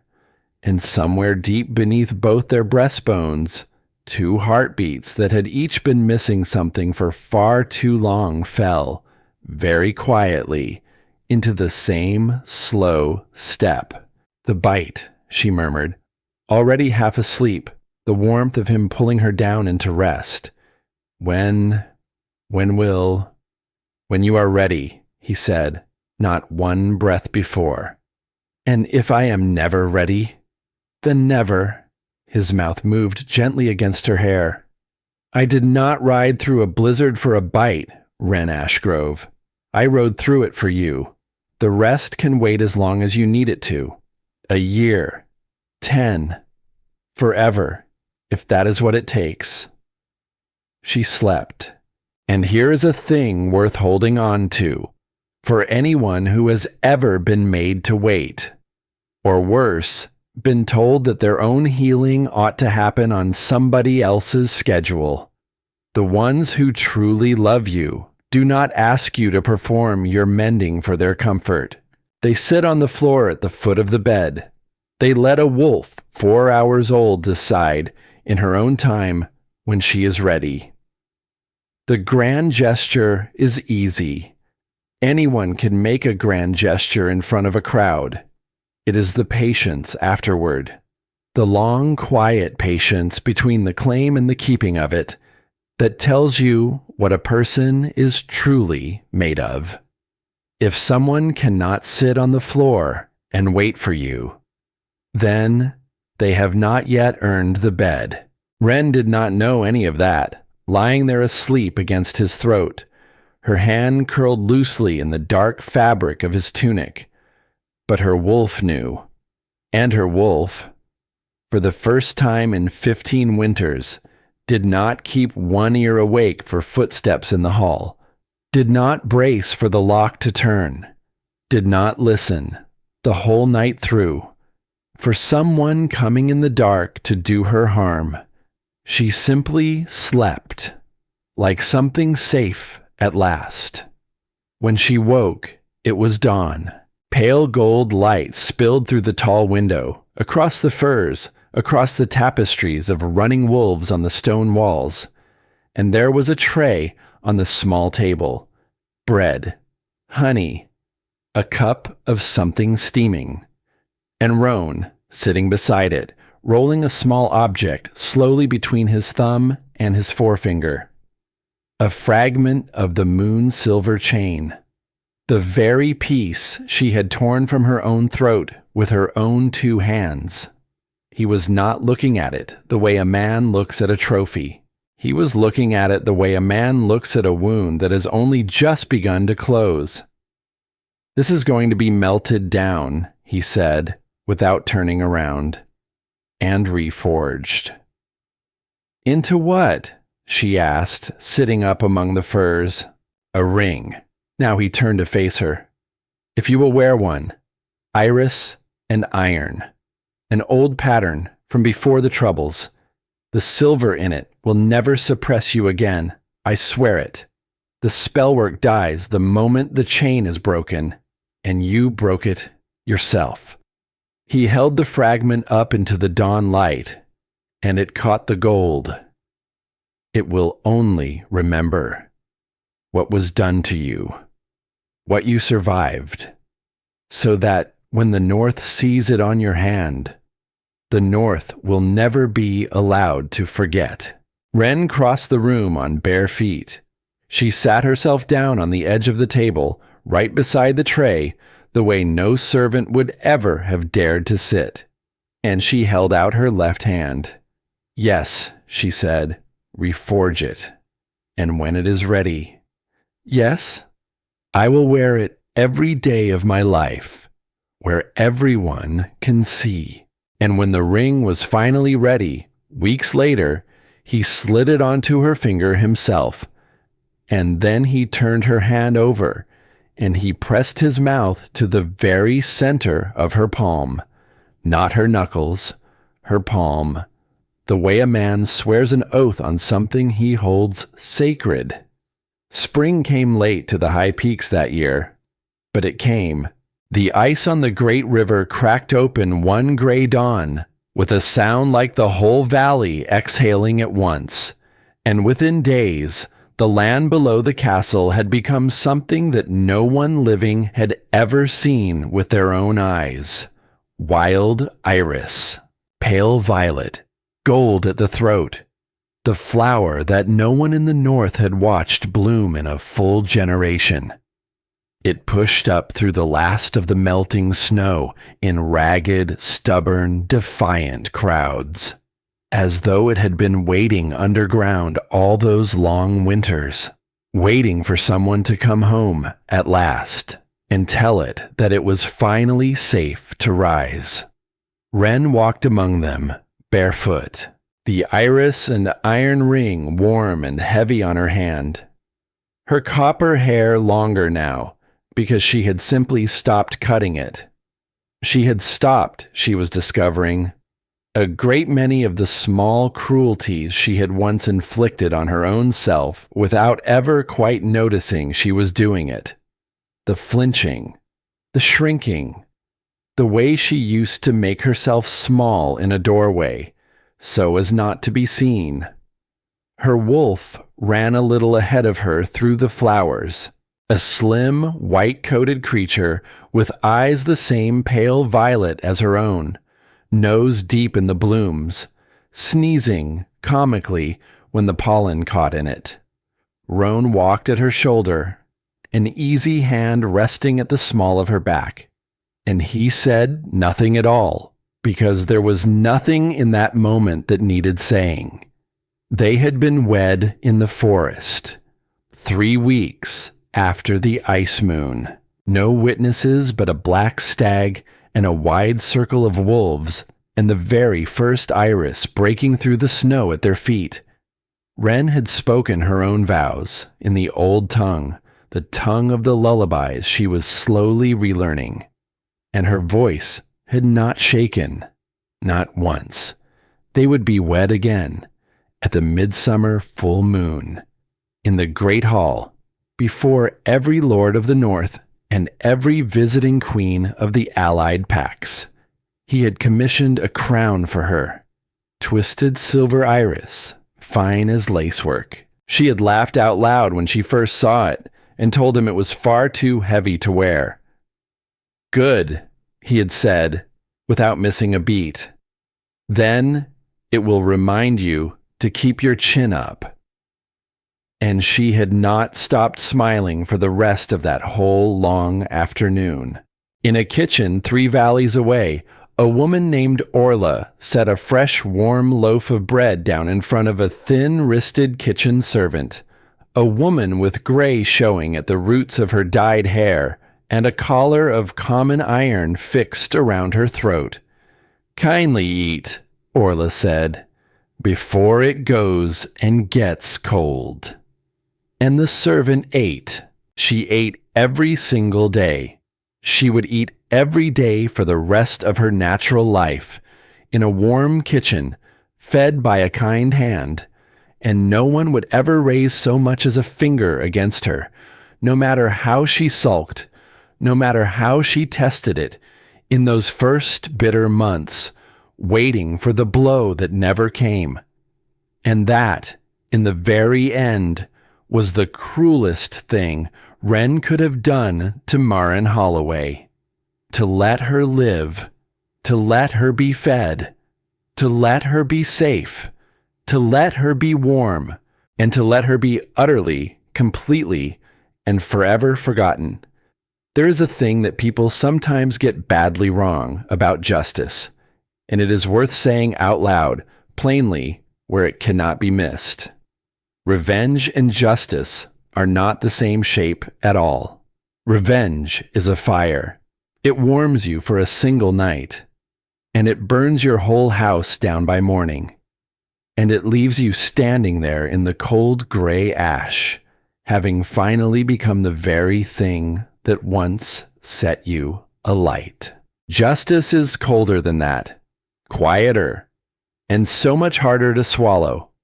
Because justice asks you to keep on living afterward. It asks you to grow and to build and to fill your days with iris fields and patient love and small white wolves sneezing in the pollen, instead of filling them forever with the memory of someone else's blood drying on your hands. Wren chose to keep living. She chose the iris fields. She chose the man who had waited on the floor at the foot of her bed. She chose the warmth and the building and the long, bright years ahead. She did not become the woman who had caged her. She became something that woman could never, in her smallest and most bitter dreams, have even imagined, and that, far more than any death, was the truest answer she could ever have given. Hadrian Crane was judged by the very council he had spent 15 winters deceiving. He was stripped of his house, his lands, his name, and the long, careful, poisonous story he had hidden behind for so long. The lords he had played for fools were not gentle in their verdict, and they were not quick. He lived out the rest of his days in a cold, holding far in the north, watched always, and small, and remembered by the north only as the man who had buried a queen, and been buried in his turn, beneath the simple weight of the truth. Celestine married a minor lord of the Eastern Marches, and was, by every account that drifted back, furiously and aggressively determined to be seen as happy. Wren sent her a wedding gift of wild iris, unsigned. She rather hoped Celestine understood it. The auctioneer, who had once stood in the snow and priced a queen of the iris line at half a copper, took himself off into a long silence, and was very rarely heard to speak again. Back in the iris field, in the warm gold of a spring afternoon, Wren stopped walking. She turned to Roan. She put both of her hands flat against his chest, over the old ritual scars, over the heart that had waited so very long for her, without ever once knowing her face.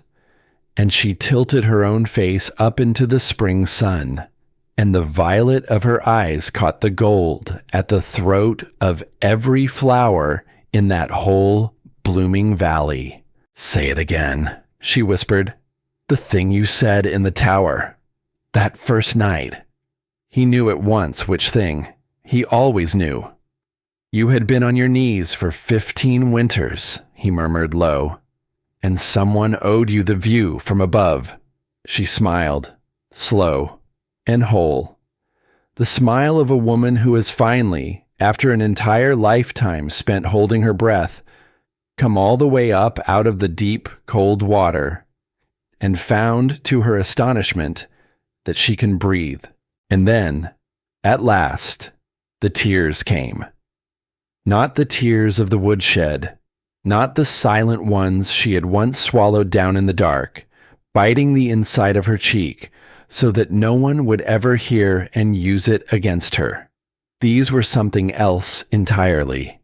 These were the tears that finally come when a body feels safe enough, at long last, to set down a grief it has been carrying entirely alone for far, far too long.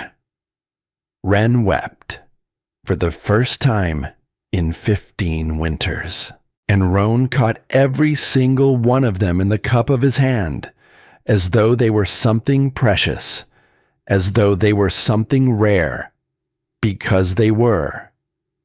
"Thank you, my king," she whispered. "Thank you, my queen."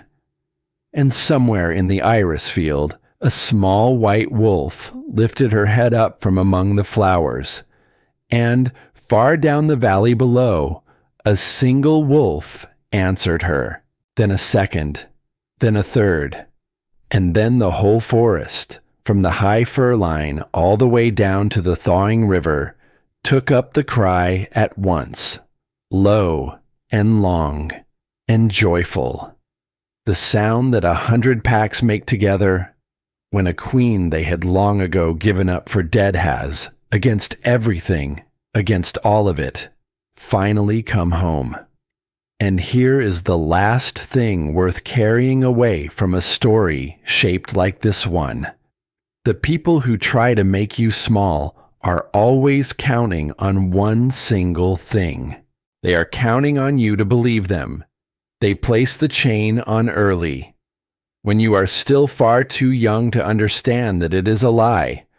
And then they let you carry the weight of it for so many years that, in time, you forget it was ever placed there at all. You begin to think the smallness is your own, that the silence belongs to you, that the cage was built so snug because something, somewhere inside you, must have deserved a cage. It was never true. The girl in the woodshed was never scentless. She was only ever muzzled. And there is an entire world of difference between those two things. And that difference, in the end, was the whole of it. So if anyone has ever told you that you were too much, or not enough, or nothing at all, it may be worth quietly wondering whose hand it was that placed that chain, and how young you were when they did it, and whether the smallness was ever, even once, truly yours to begin with. Because sometimes the truest thing a person can do, the bravest and the most quietly devastating thing of all, is simply to grow, fully, stubbornly, and entirely in their own good time, in plain and open sight of every single person who once swore that they never would. Wren Ashgrove, last daughter of the Iris line, set her forehead gently against the chest of the man who had waited, and she breathed in deep the scent of a whole valley blooming around her, violet and gold and alive. And the North, for the first time in a long and weary generation, was at peace.